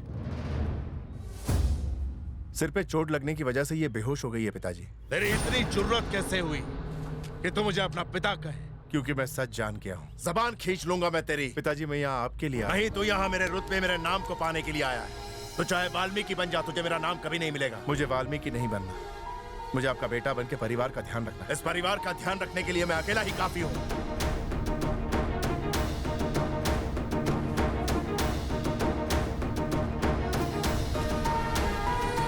तुझे इस दुनिया में जहां जाना है जा, जिससे रिश्ता बनाना है बना ले। अगर मेरे परिवार से जुड़ने की जरा भी कोशिश की तो तेरी खैर नहीं। स्वामी जी, जितने दिन आपने मुझे इस डब्बे में रखा, उतने दिन अगर कोई मुर्गी को रखते तो 10 से 12 बच्चों की अम्मा होती। अपने आप को जादूगर समझते हैं आप? जादूगर ने लुच्चे तुच्चे पाखंडी है। हे राम, ये क्या बक रहे हो? स्वामी जी के बारे में तुम ऐसी बातें कह रहे हो? स्वामी जी, लगता है इन्हें 1 महीने डब्बे में रखना पड़ेगा, तभी ठीक होंगे। मैं 1 महीना घूम लूंगी। 1 महीने क्या घूमने जाओगी? मेरे साथ आजा, तुझे फ्री में वर्ल्ड टूर करवा देता हूँ। पापा के दिमाग में शॉर्ट सर्किट हो गया है। जिसे आप एलियन समझते हैं, वो पूजा के अंकल का खोया हुआ बेटा है। पूजा के अंकल का बेटा? लेकिन कभी किसी ने बताया नहीं। फेसबुक पे अपडेट तो किया था। अरे पागल, तो ये बात पहले क्यों नहीं बताई? मैं तो स्पेस रिसर्च सेंटर को फोन करने वाला था। उन्हें शायद मुझ पर तरस आ जाता और वो मुझे अपने साथ ले जाते। आपके धरती लोग से अच्छा है कि मैं एलियन लोक में सेटल हो जाऊं। आज्ञा दीजिए। भगवान ने पहले तो अच्छे लोगों को दुनिया के कोने कोने में बनाया, फिर दुनिया को गोल बनाया, पर मेरे नसीब में ही फटीचर भेज दिया।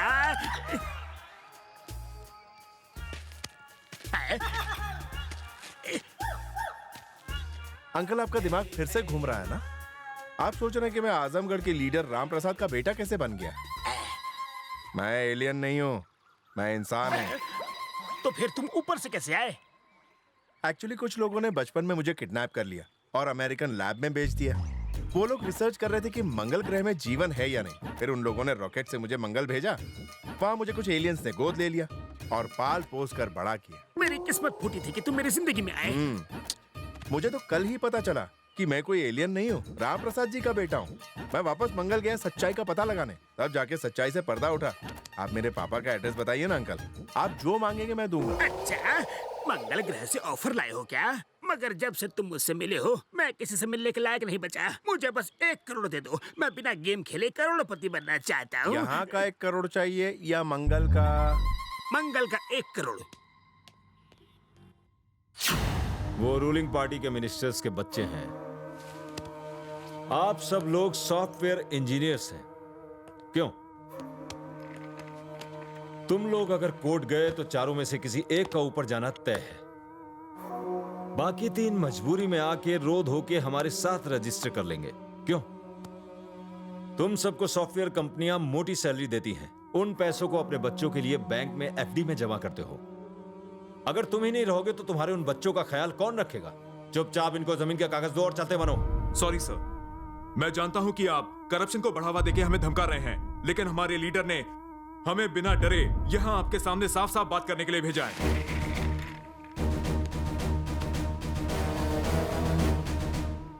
कितनी पढ़ाई की है? क्या तुम तलवार, चाकू, छुरे, गन चलाना जानते हो? ये लोग इन सारे कामों में एकदम उस्ताद हैं। बोलो ना रे।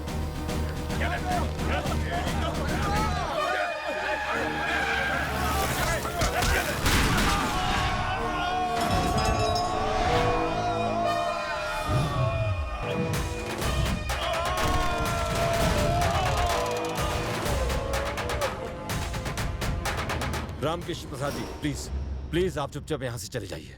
सर, अगर आप जैसे लीडर डीजीपी के ऑफिस के बाहर हंगामा खड़ा करेंगे तो लोगों का पूरी तरह से पुलिस पर से विश्वास उठ जाएगा। प्लीज चले जाइए। क्या लोग तुम पर तब बहुत विश्वास करेंगे जब तुम मासूमों को अपनी ऑफिस में बुलाकर मारने की धमकी दोगे? तुम एक जिम्मेदार ओहदे पर बैठे हो, कभी गलत काम करके इसकी शान को कम मत करना। इनसे कहो इन बच्चों से सॉरी कह के इनकी जमीन छोड़कर यहाँ से चले जाए।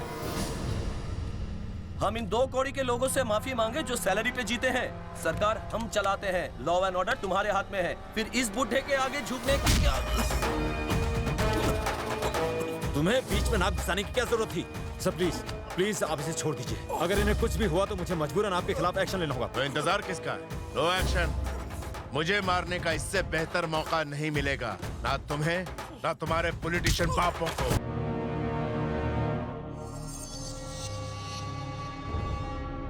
सर सर सर, मिनिस्टर साहब का फोन है। बोलिए। अरे अपनी गन नीचे करो और उसे और उन सॉफ्टवेयर इंजीनियर्स को बाइज्जत वहां से जाने दो, नहीं तो बहुत बड़ी मुसीबत आ जाएगी। जो हो रहा है पूरा शहर स्पाई कैमरे के जरिए लाइव देख रहा है।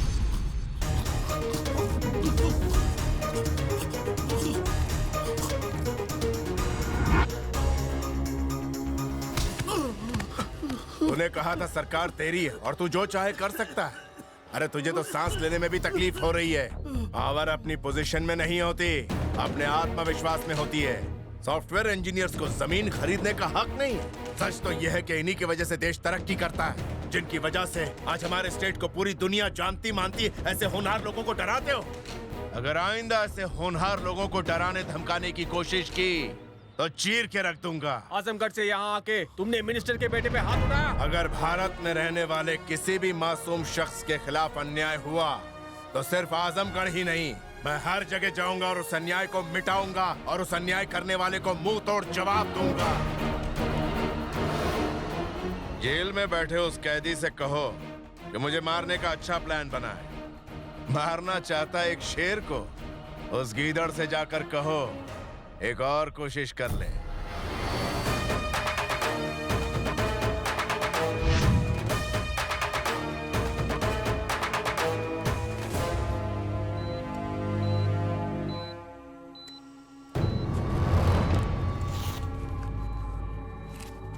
इन्हें जल्दी से हॉस्पिटल ले जाइए।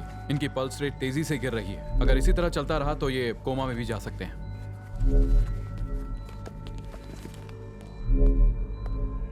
डीजीपी 2 मिनट का मौन धारण करने आया हो क्या? टीवी की रिपोर्टिंग देखी? हर जगह से फटकार सुननी पड़ रही है। बड़ा प्लान बना रहे थे 11 कॉन्स्टिट्यूएंसीज में हमारी पार्टी को जिताने का। अब एक जगह से भी नहीं जीत पाएंगे हम। मुझे तो लगा था डीजीपी बहुत ताकतवर होता है। मुझे क्या पता था एक नंबर के फुसकी बम हो। अबे घूर क्या रहा है? इसका जिंदा रहना खतरनाक है। मार दो इसे। यहाँ के एसपी को स्टेटमेंट देने बोलो कि ये रामकृष्ण प्रसाद को मारने आया था और पुलिस ने इसे एक एनकाउंटर में उड़ा दिया। उसके बाद रामकृष्ण प्रसाद को कैसे मारना है उसका भी मैंने प्लान बनाया हुआ है।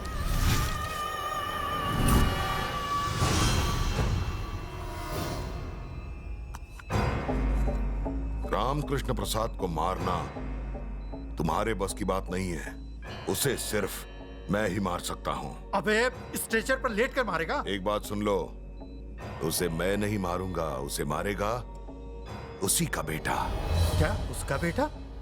अबे चोट लगने से दिमाग फिर गया है क्या? एसपी को फोन करके ये पूछो कि क्या सालों पहले उसके थाने में एक बच्चे के खोने की कंप्लेंट दर्ज हुई थी या नहीं।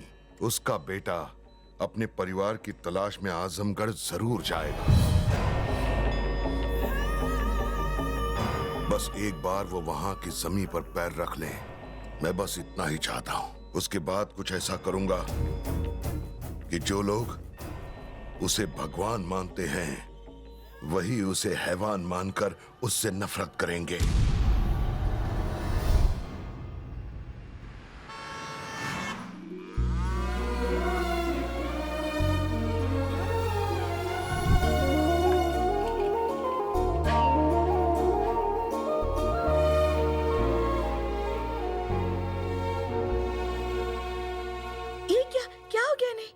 सोच तो ऐसे रही हो जैसे तुम इसे पहले से जानती हो। हाँ जानती हूँ। अगर तुम्हें इसके बारे में पता था तो बताया क्यों नहीं?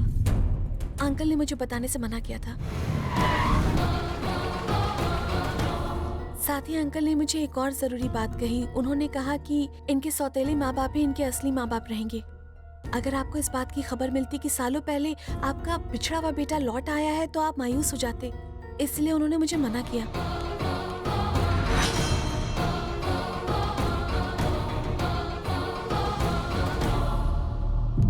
क्या हुआ, तुम रुक क्यों गए? अंदर आओ बेटा। जिंदगी में मेरी सिर्फ 2 इच्छाएं हैं। मैं इस घर में अपने पोते और बेटे को एक साथ देखना चाहती थी। मेरा पोता तो वापस आ गया है। अब तुम इस घर के अंदर आकर मेरी दूसरी इच्छा भी पूरी कर दो। सिर झुकाए खड़े रहोगे तो कुछ हासिल नहीं होगा। मैं इसके सामने गिड़गिड़ाया, हाथ पैर जोड़े, फिर भी नहीं माना। सिर पे जोर से लकड़ी मार के बेहोश कर दिया, फिर यहाँ पे लेके आया। कितना मुश्किल काम था। अरे इस चक्कर में मेरी 20 लाख की रोलेक्स की घड़ी गुम हो गई। गई तो गई, लेकिन मैं इसे सीधा यहाँ पर लेके आया। आप हमारे घर के चिराग को यहाँ लेकर आए हैं। रोलेक्स की घड़ी तो छोटी चीज है, मैं आपको उससे भी महंगी दिला दूंगी। घड़ी के साथ साथ मेरे गले से सोने की चेन भी कहीं खो गई। आते वक्त रास्ते में ही गिरी होगी। ओ माँ।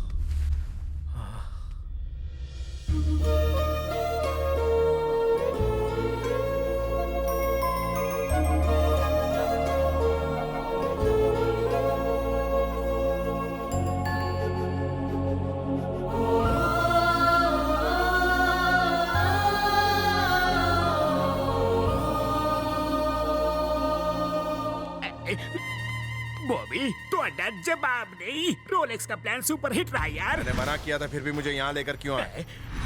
प्लान बदलने से पहले बता तो दिया होता। मैंने तुमसे पूछा तो मुझे यहाँ क्यों लेकर आए हो? प्लान तो तुम्हारा। प्लीज रुक जाओ। तुम ही मेरे अंकल के बेटे हो, ये बात मैं साबित कर सकती हूँ। अब साबित करने से कोई फायदा नहीं। मैं यहाँ एक दोस्त की तरह आया था और दोस्त की हैसियत से जा रहा हूँ। मुझ पर नए रिश्ते थोपने की जरूरत नहीं है। मैं शुरू से अनाथ था और अनाथ ही रहूंगा। बेटा, माना कि तुमने हमें सालों से नहीं देखा, पर सच तो यह है कि हम ही तुम्हारे माँ बाप हैं। तुम पर हमारा इतना हक तो बनता है ना बेटा। देखिए आंटी, मैं आपके दर्द को समझता हूँ, लेकिन मैं आपका खोया हुआ बेटा नहीं। सुनिए सुनिए जी, आप इसे समझाइए ना। उसने जो कहा बिल्कुल ठीक कहा। हमने इसको जन्म जरूर दिया, लेकिन पाल पोस कर बड़ा नहीं किया। जिन्होंने बड़ा किया है उनके पास रहना इसका धर्म है। जाने दो इसे। छोड़िए आंटी, बेकार में मुझे रिश्ते नातों की बेड़ियों में मत जकड़िए प्लीज। सुनो, उसे रोक लीजिए। कुछ दिन तो उसे माँ के आंचल में रहने दीजिए। रुको। हमारे बेटे की हैसियत से नहीं, पूजा के दोस्त की हैसियत से तुम यहाँ 10 दिन रुक सकते हो। ठीक है, आप मेरे बुजुर्ग हैं, आपकी बात को मैं टालूंगा नहीं। रुक जाता हूँ, लेकिन सिर्फ एक दोस्त की तरह।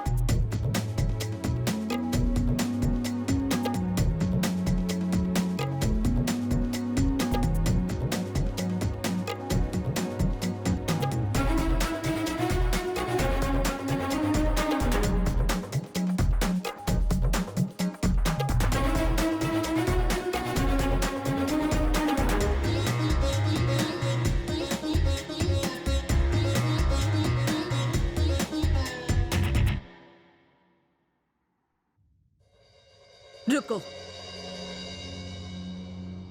हमारे परिवार की फोटो तोड़ के तुमने अच्छा नहीं किया। इस परिवार को ना अपनाओ ये मैं बर्दाश्त कर सकती हूँ, लेकिन इस घर का मालिक, इस घर के मालिक की तुम बेइज्जती करोगे ये मैं कभी बर्दाश्त नहीं करूंगी। आपका बेटा पीछे वाले घर में क्यों रहता है?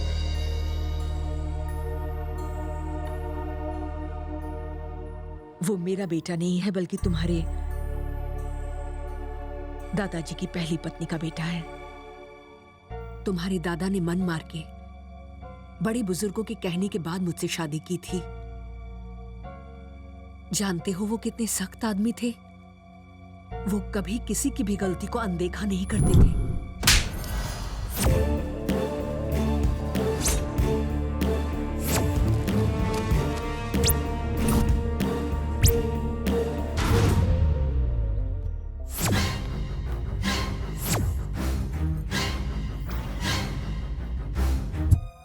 मेरे पति तो नहीं रहे, लेकिन उनकी दी हुई सजा को वो आज भी मान रहा है।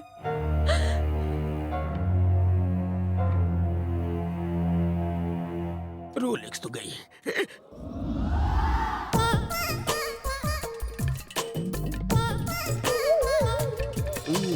देखो, अब बहाने बनाना बंद करो। मुझे पैसों की सख्त जरूरत है। अब मुझे देंगे कि नहीं? क्या नहीं है तो फिर मेरे वादे का क्या होगा? मैंने किसी को 1 करोड़ देने का वादा किया है। बॉबी, वो मैं अपने पापा से आपके पैसे की ही डील कर रहा था। पापा से? कौन से पापा? किधर है? वो मेरे स्टेप पापा ऑनलाइन है ना। तुम्हारा मतलब मंगल ग्रह वाले? हाँ वही। अरे अगर वो ऑनलाइन है तो सिर्फ तुम्हें क्यों दिखते हैं, मुझे क्यों नहीं? अच्छा, तो ये डाउट है। मंगल से आते ही मैंने सिटी आई हॉस्पिटल में अपनी आंखों का ऑपरेशन कराया था, जिसके बाद आंखों से अल्ट्रावायलेट रेज निकली और एलियंस दिखने लगे। अगर आप उन्हें देखना चाहते हो तो ऑपरेशन करा लो। आंखों में से अल्ट्रावायलेट रेज? कोई शक? इंडिया में इतना एडवांस आई ऑपरेशन होता है क्या? अच्छा, आपको मेरी बात पर विश्वास नहीं? अब मैं आपको और रिक्वेस्ट नहीं करूंगा। मुझे इनके लिए 1 करोड़ रुपए नहीं चाहिए। जाइए आप लोग। बॉबी बॉबी बॉबी, मैंने तुम्हें मंगल ग्रह से पार्किंग करते हुए देखा था। वो तुम्हारे पापा नंबर 2 है, उन्हें रोको। कहीं पैसे दिए बिना चले गए तो? ये ऐसे नहीं जाने वाले। ये दोनों अनशन पर बैठे हुए हैं। ये अनशन पे क्यों बैठे हैं? जबकि बिल तो तुम्हें पास करवाना है। यही रूल है। वो क्यों? भाई 1 करोड़ का इंतजाम 5 मिनट में करना था, समझे कि नहीं? मगर इन्हें 10 करोड़ का छुट्टा नहीं मिला और 5 सेकंड लेट हो गए। अब बोल रहे हैं कि यहाँ की घड़ी स्लो है, ऊपर से कह रहे हैं कि तुम्हारा घर बहुत छोटा है। कहाँ से घुसूं? इसलिए सुरंग खोद के आए। देखो, पैसे ले लो, नहीं तो अनशन जारी रहेगा। अब बात मेरे भेजे में घुस गई है। तुम एक काम करो, इनके चारों तरफ एक लक्ष्मण रेखा खींच दो, बाकी सब मैं संभालूंगा।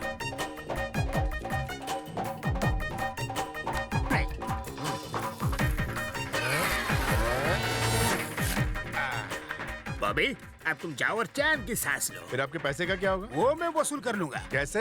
मैं इन्हें जूस पिला के इनका अनशन तुड़वा दूंगा। Thank you.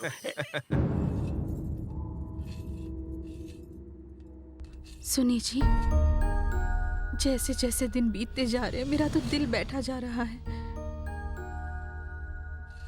उसके जाने का दुख तो आपको भी हो रहा होगा ना। मैंने आज तक आपसे कुछ नहीं मांगा, पर आज मांग रही हूँ। आप मेरे बेटे को मेरे आंचल में ही रहने दीजिए।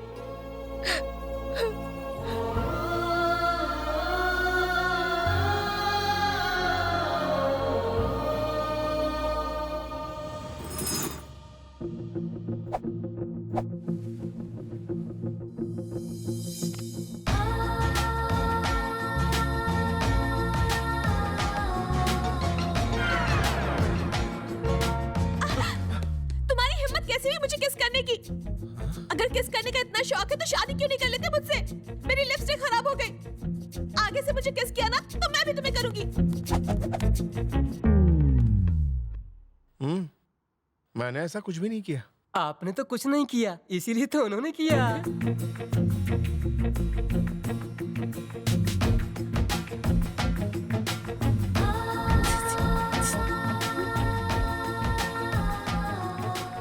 किस लिए बुलाया मुझे?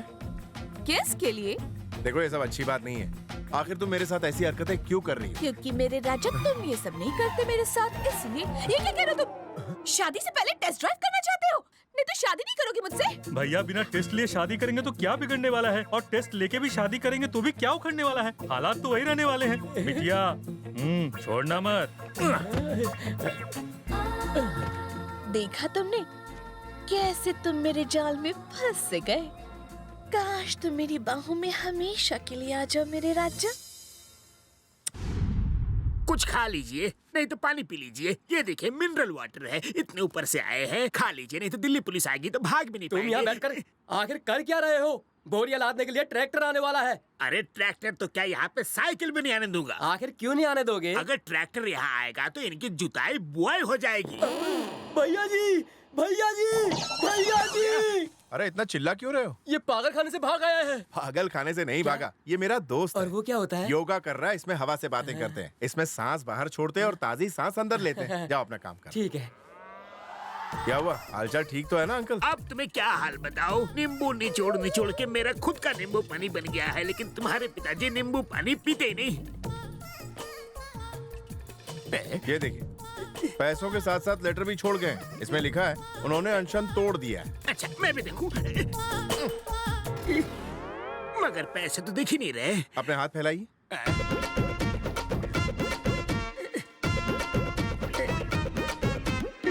एक्चुअली वो 50-50 लाख के 3 बंडल छोड़ गए, जिसमें से 50 लाख आपकी टिप है। आपने उन्हें नींबू पानी पिलाया ना, अब नाराज नहीं होना। लेकिन ये बताओ, मुझे पैसे दिख क्यों नहीं रहे? जब आपको पैसे देने वाले ही नहीं दिखाई दे रहे, तो पैसे कहाँ से दिखाई देंगे? अरे ये सब छोड़ो, मुझे बस पैसे देखने हैं। मुझे भी उस हॉस्पिटल का एड्रेस दे दो जहाँ तुमने अपनी आंखों का ऑपरेशन करवाया था।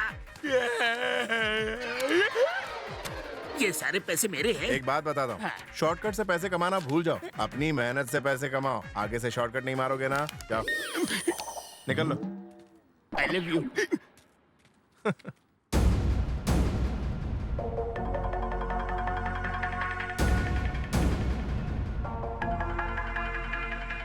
तुम्हें यहाँ से जाना होगा। तुम्हारे साथ कुछ दिन क्या बिताए, सबको तुमसे लगाव हो गया। यह इस परिवार और मेरे इलाके के लिए बहुत खतरनाक है। जैसे आए थे वैसे ही चले जाओ। अपनी जिंदगी में एक तो अच्छा काम करते जाओ।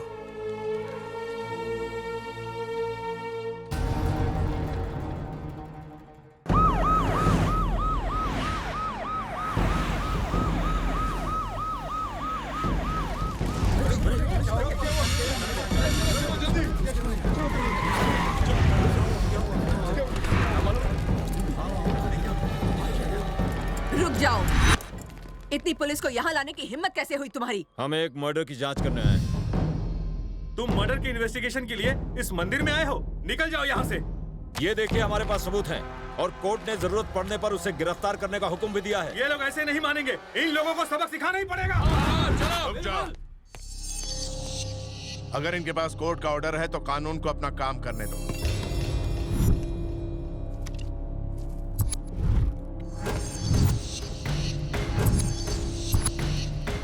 हमें तुम्हारी उंगलियों के निशान जांचने हैं। यहाँ आके उंगलियों के निशान दो।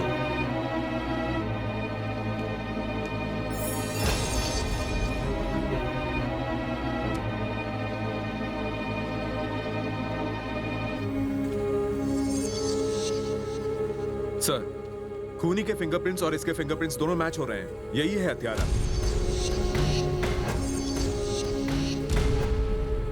20 साल पहले हरिश्चंद्र प्रसाद की ठीक यहीं पर हत्या कर दी गई थी।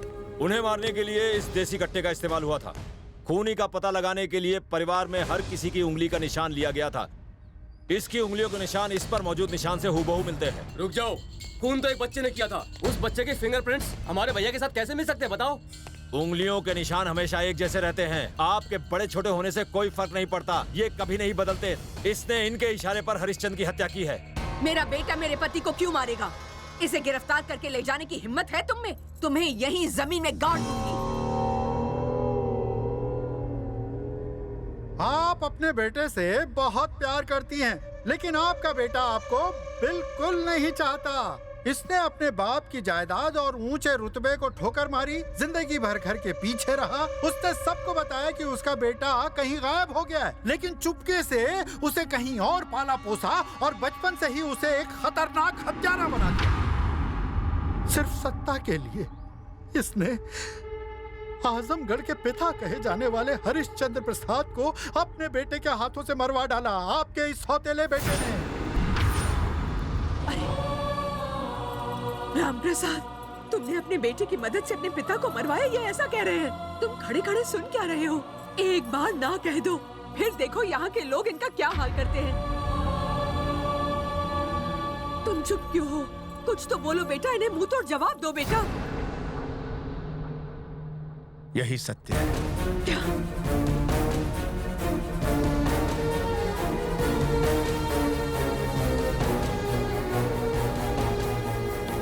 छूना मत छूना मुझे। तुमने तो उनका पिंडदान किया था अब कहते हो तुम्ही ने उनकी हत्या करवाई।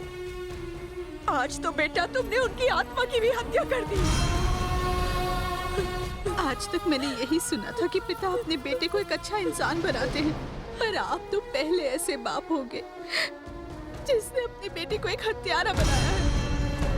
हम कभी सपने में भी नहीं सोच सकते थे अंकल कि आपके महान होने के पीछे इतना भयानक आदमी छिपा हुआ है जिसने सत्ता पाने के लिए अपने पिता को मार दिया।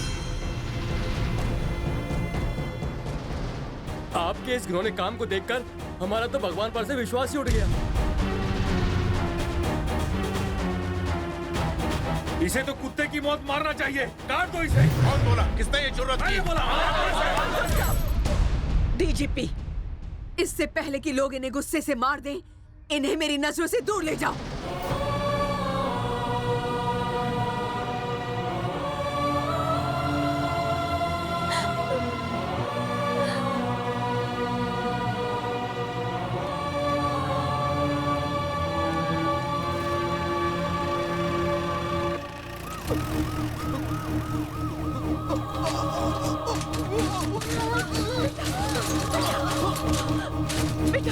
हाथ मत लगाइए।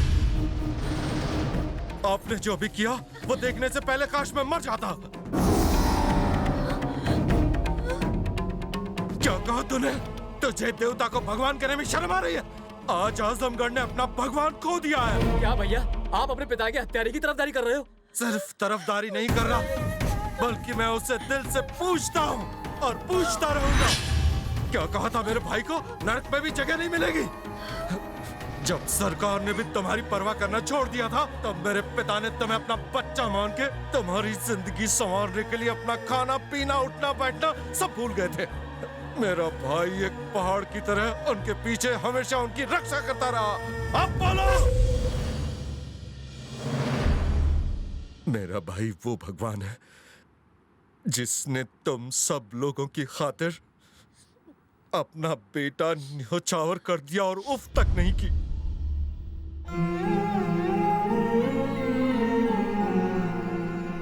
अरे पगली, भाई ने कभी किसी को धोखा नहीं दिया। वो तो हमेशा हमारे लिए जिंदा रहा और आगे भी रहेगा। उन्होंने कभी तुम्हारी खुशी में कोई कमी होने दी? तुम्हें कभी एहसास हुआ कि तुम अनाथ हो?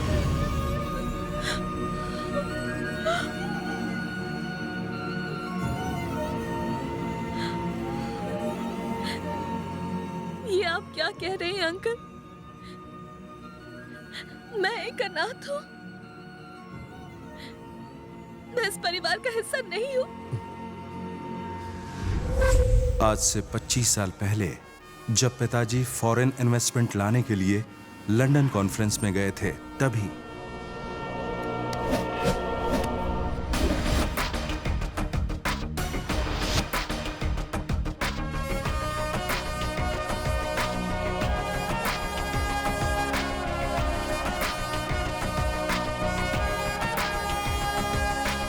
This is what we can do for you. Please set up your steel plant in Australia. Thank you. Thank you mister Peterson. Australia की प्रेजेंटेशन तो बहुत अच्छी थी।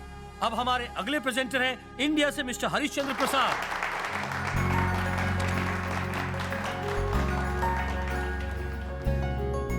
May I connect your laptop to presentation slide? मेरे पास कोई laptop नहीं। इन्हें तो लैपटॉप की स्पेलिंग तक पता नहीं होगी। ये इंडिया से जो हैं। Please stop.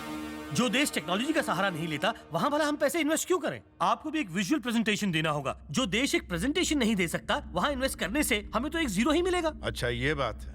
जीरो के बिना मैथमेटिक्स नहीं होता, और मैथमेटिक्स के बिना तुम्हारे कंप्यूटर लैपटॉप किसी काम के नहीं, कचरे का ढेर हैं ये। और इस जीरो की इजाद करने वाले हमारे आर्यभट्ट थे। और अपने देश की महानता के बारे में और कुछ बताऊं, या ये बताऊं कि हमारे देश में ही आपको प्रोजेक्ट क्यों लगाना चाहिए? I am sorry, please carry on mister Prasad. ये रिपोर्ट सबको दे दीजिए। Okay sir.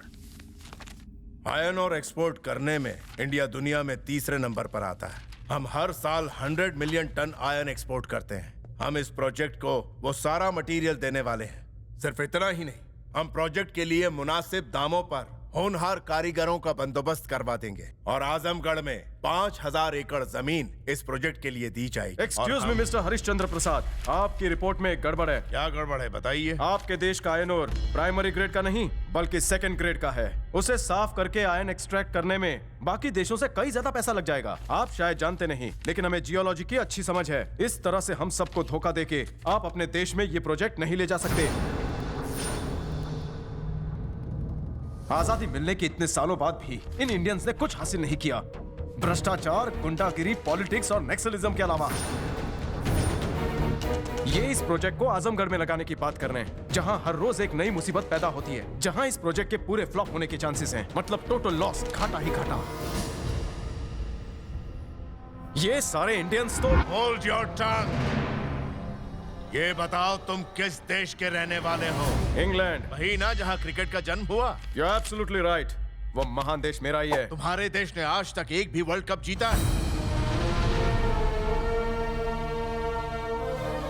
तुम्हारे देश ने हमारे देश पर 150 साल राज किया। मेरा देश अंतरिक्ष में सैटेलाइट्स अपने लिए तो क्या दूसरे देशों के लिए भी लॉन्च करता है। तुम्हारा देश करता है क्या? हमने क्या हासिल किया है? अगर मैं बताना शुरू करूं ना तो तुम्हारी जिंदगी बीत जाएगी सुनते सुनते। हमारी सरकार में कुछ नेता भ्रष्ट हो सकते हैं, पर आम जनता नहीं। लोन लेने के बाद उस लोन को चुकाने के लिए हम जी जान लगा देते हैं, लेकिन किसी से धोखाधड़ी नहीं करते। आजमगढ़ में अगर एक नेता भी भ्रष्ट होगा तो मैं गारंटी लेता हूं कि उसे वहां से खदेड़ दूंगा। ये प्रोजेक्ट अगर यहाँ आ जाए तो लोगों को रोजगार मिलेगा।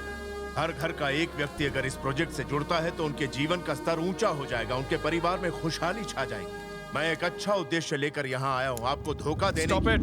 मुझे इस बहस में कोई इंटरेस्ट नहीं। सेकंड ग्रेड का आयन और यूज करने से हमें कैसे कोई नुकसान नहीं होगा। Please explain this. रिपोर्ट का सिर्फ तीसरा पेज पढ़कर आपने बंद कर दिया। अगर 5वें पेज पर जाएंगे तो जवाब मिल जाएगा। हमारे देश में कच्चा लोहा सेकंड ग्रेड का, ये बात सच है, लेकिन हम जिस मटेरियल से कच्चे लोहे को क्लीन करते हैं वो सस्ता है, डोलोमाइट। अगर आपकी जियोलॉजिकल भाषा में कहूं तो कैल्शियम, मैग्नीशियम, कार्बोनेट हमारे देश में इन सब का भंडार है। Am I right, gentlemen? Congratulations, sir. Congrats. Thank you. Congratulations, Thank sir. Congrats, sir. Thank you. Congratulations, sir. Thank you. बढ़िया presentation. Thanks. Expansion is life. Contraction is death. खुद के लिए तो जानवर ही जिया करते हैं। वैष्णव जन तो तेने कहिए जे पीड़ पर आई जाने रे, ये बापू ने कहा है। Congratulations. Thank you. That's fantastic, sir. Thank you. आपने तो मेरी आंखें खोल दी। अब मैं भी इस प्रोजेक्ट में इन्वेस्ट करूंगा। इलेक्शंस जीतने के बाद मेरे पिता ने आजमगढ़ में स्टील फैक्ट्री शुरू करने के अपने सपने को साकार करने के लिए कई एनआरआईज को इंडिया बुलाया। उन्होंने उनके रहने का इंतजाम गवर्नमेंट गेस्ट हाउस में करवाया। तुम्हारे माता पिता भी उसी गेस्ट हाउस में थे।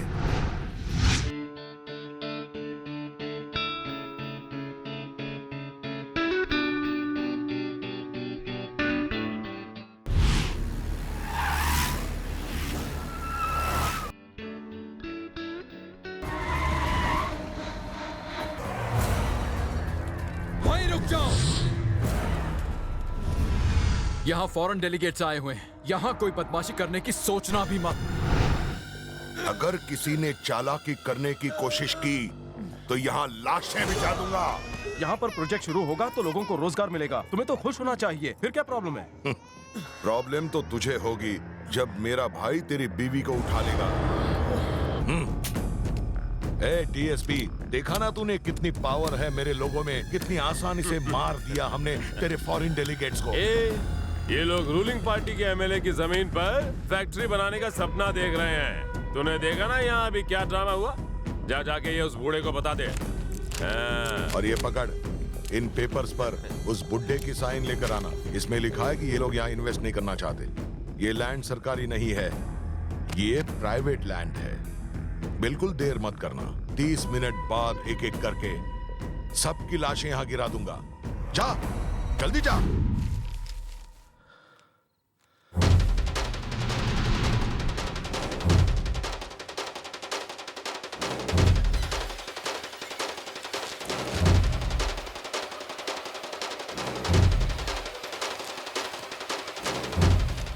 मेरे पिताजी सो रहे हैं, उन्हें उठाने की कोई जरूरत नहीं।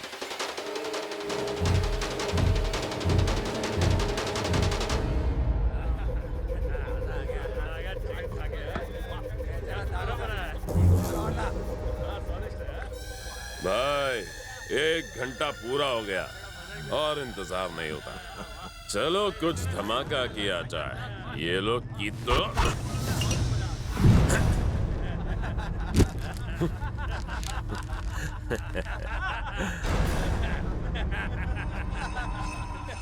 उस बुढ़े पर विश्वास करने से बेचारे भोले भाले लोगों की जानें चली गईं। इसमें हमारी कोई गलती नहीं है, किस्मत का खेल है।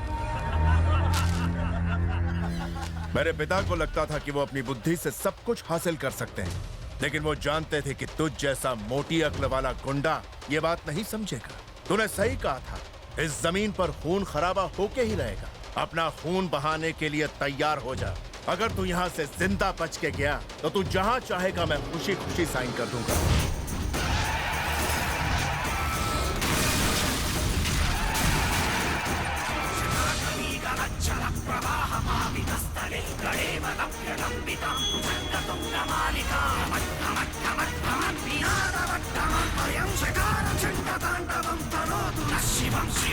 मेरे 100 लोगों को मारने के लिए देखो एक अकेला सरफिरा आया है।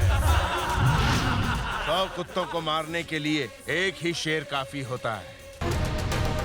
मैं अपनी गलती मानता हूँ, छोड़ दीजिए इसे। इसे छोड़ना मत सर, इस हत्यारे ने इस मासूम बच्ची को अनाथ बनाया है। शर्म और लज्जा, नीति नियम, दया और धर्म, जिसके अंदर ये गुण नहीं होते उसे मैं तो क्या धरती माँ भी स्वीकार नहीं करती। तेरे खून से इस धरती को लाल करने की कसम खाई है। आज हमारी वजह से इस बच्ची ने अपने माँ बाप को खो दिया, ये अकेली हो गई। आज से इसको पालने की जिम्मेदारी हमारे परिवार की है। आपने भैया को हमेशा के लिए यहाँ से निकाल दिया माँ, ऐसा क्यों किया?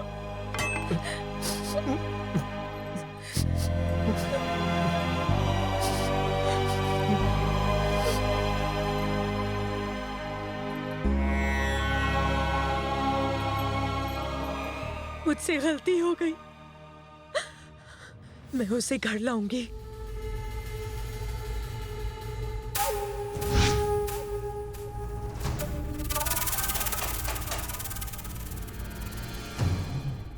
आजमगढ़े गुंडे के नाम से थर थर कांपता था, तुमने उसका नाम उखाड़ के फेंक दिया। मैं तुम्हारी आंखों में मौत का खौफ देखना चाहता हूं। तू यही सोच रहा है ना कि मैं तुम बाप बेटे को कैसे मारूंगा? तेरे शरीर में इतनी गोलियां दागूंगा कि शरीर गोलियों का ढेर दिखाई देगा। तू मरते मरते डर से चिल्लाएगा और वो सुनते ही लोगों के मन में नागेंद्र का डर फिर से फैल जाएगा। गली गली बच्चा बच्चा चिल्लाएगा, अरे जल्दी से सो जाओ, नागेंद्र भाई आया है। सिर्फ आजमगढ़ को ही नहीं, पूरे राज्य को मेरे खौफ से डराऊंगा।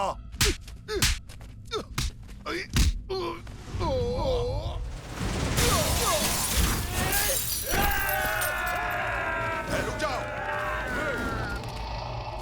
क्या बात है, तेरे चारों तरफ मौत खड़ी है और फिर भी तूने मुझ पर हाथ उठाने की हिम्मत की। दिल से दाद देता हूँ, इतनी ताकत तुझमें कहां से आई? ये मेरे पिता के दिखाए गए नेक रास्ते की ताकत है, उनके बताए उसूलों की ताकत है। अरे कौन से उसूल? जिंदगी से बड़ा उसका मकसद होता है। अगर वो मकसद लोगों की भलाई के लिए हुआ तो बुराई चाहे कितनी भी बड़ी हो अच्छाई के आगे घुटने टेक देती है। तेरे बाप के उसूल उसकी जान नहीं बचा पाए, तुझे कैसे बचाएंगे?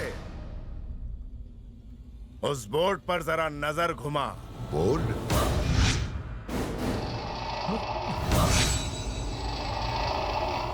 3 मिनट बाद इस साइट पर एक के बाद एक धमाके होने वाले हैं। जिंदगी से प्यार है तो यहां से भाग निकलो।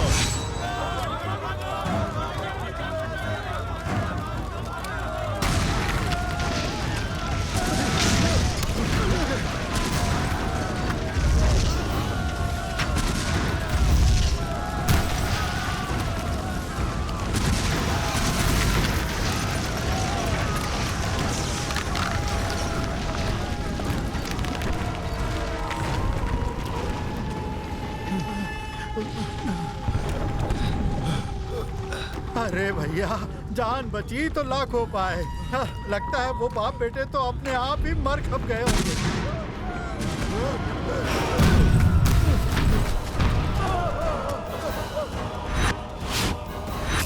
जो खौफ तू मेरी आंखों में देखना चाहता था, मैं तेरी आंखों में देख रहा हूं। इसका मतलब तेरा टाइम अब पूरा हो चुका है। जितने भी पुलिस वाले यहाँ से चले जाएं, मेरी तुम लोगों से कोई दुश्मनी नहीं है। मैं नहीं चाहता तुम्हारे बच्चे अनाथ हों। इन लोगों से डरने की कोई जरूरत नहीं है। निकलो यहाँ से। यहाँ से कोई भी हटा दो उसे सस्पेंड कर दूंगा। जिंदा रहेंगे तो ही तो सस्पेंड करोगे। चलो यहाँ से। चलो। तुम सब कहाँ जा रहे हो? अरे सुनो, क्या रे तुम पुलिस वाले? इसीलिए हम पॉलिटिशियंस पुलिस से ज्यादा गुंडों पर भरोसा करना ज्यादा फायदेमंद समझते हैं। काट डालो इसको।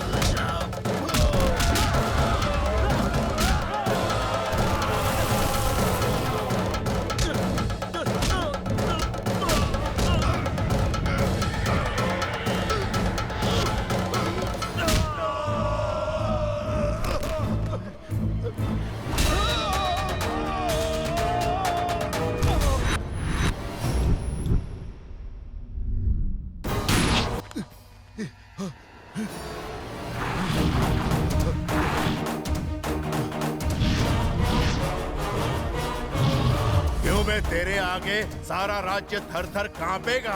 तो मेरी आंखों में खौफ देखना चाहता था, मेरे शरीर को गोलियों से छलनी करना चाहता था।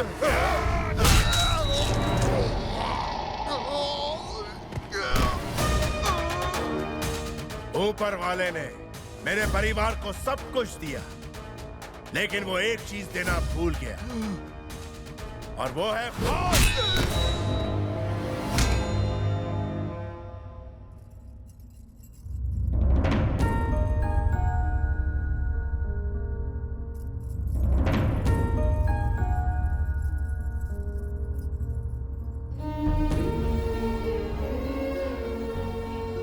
भले इसने ये काम अनजाने में किया हो, लेकिन अपराध अपराध है।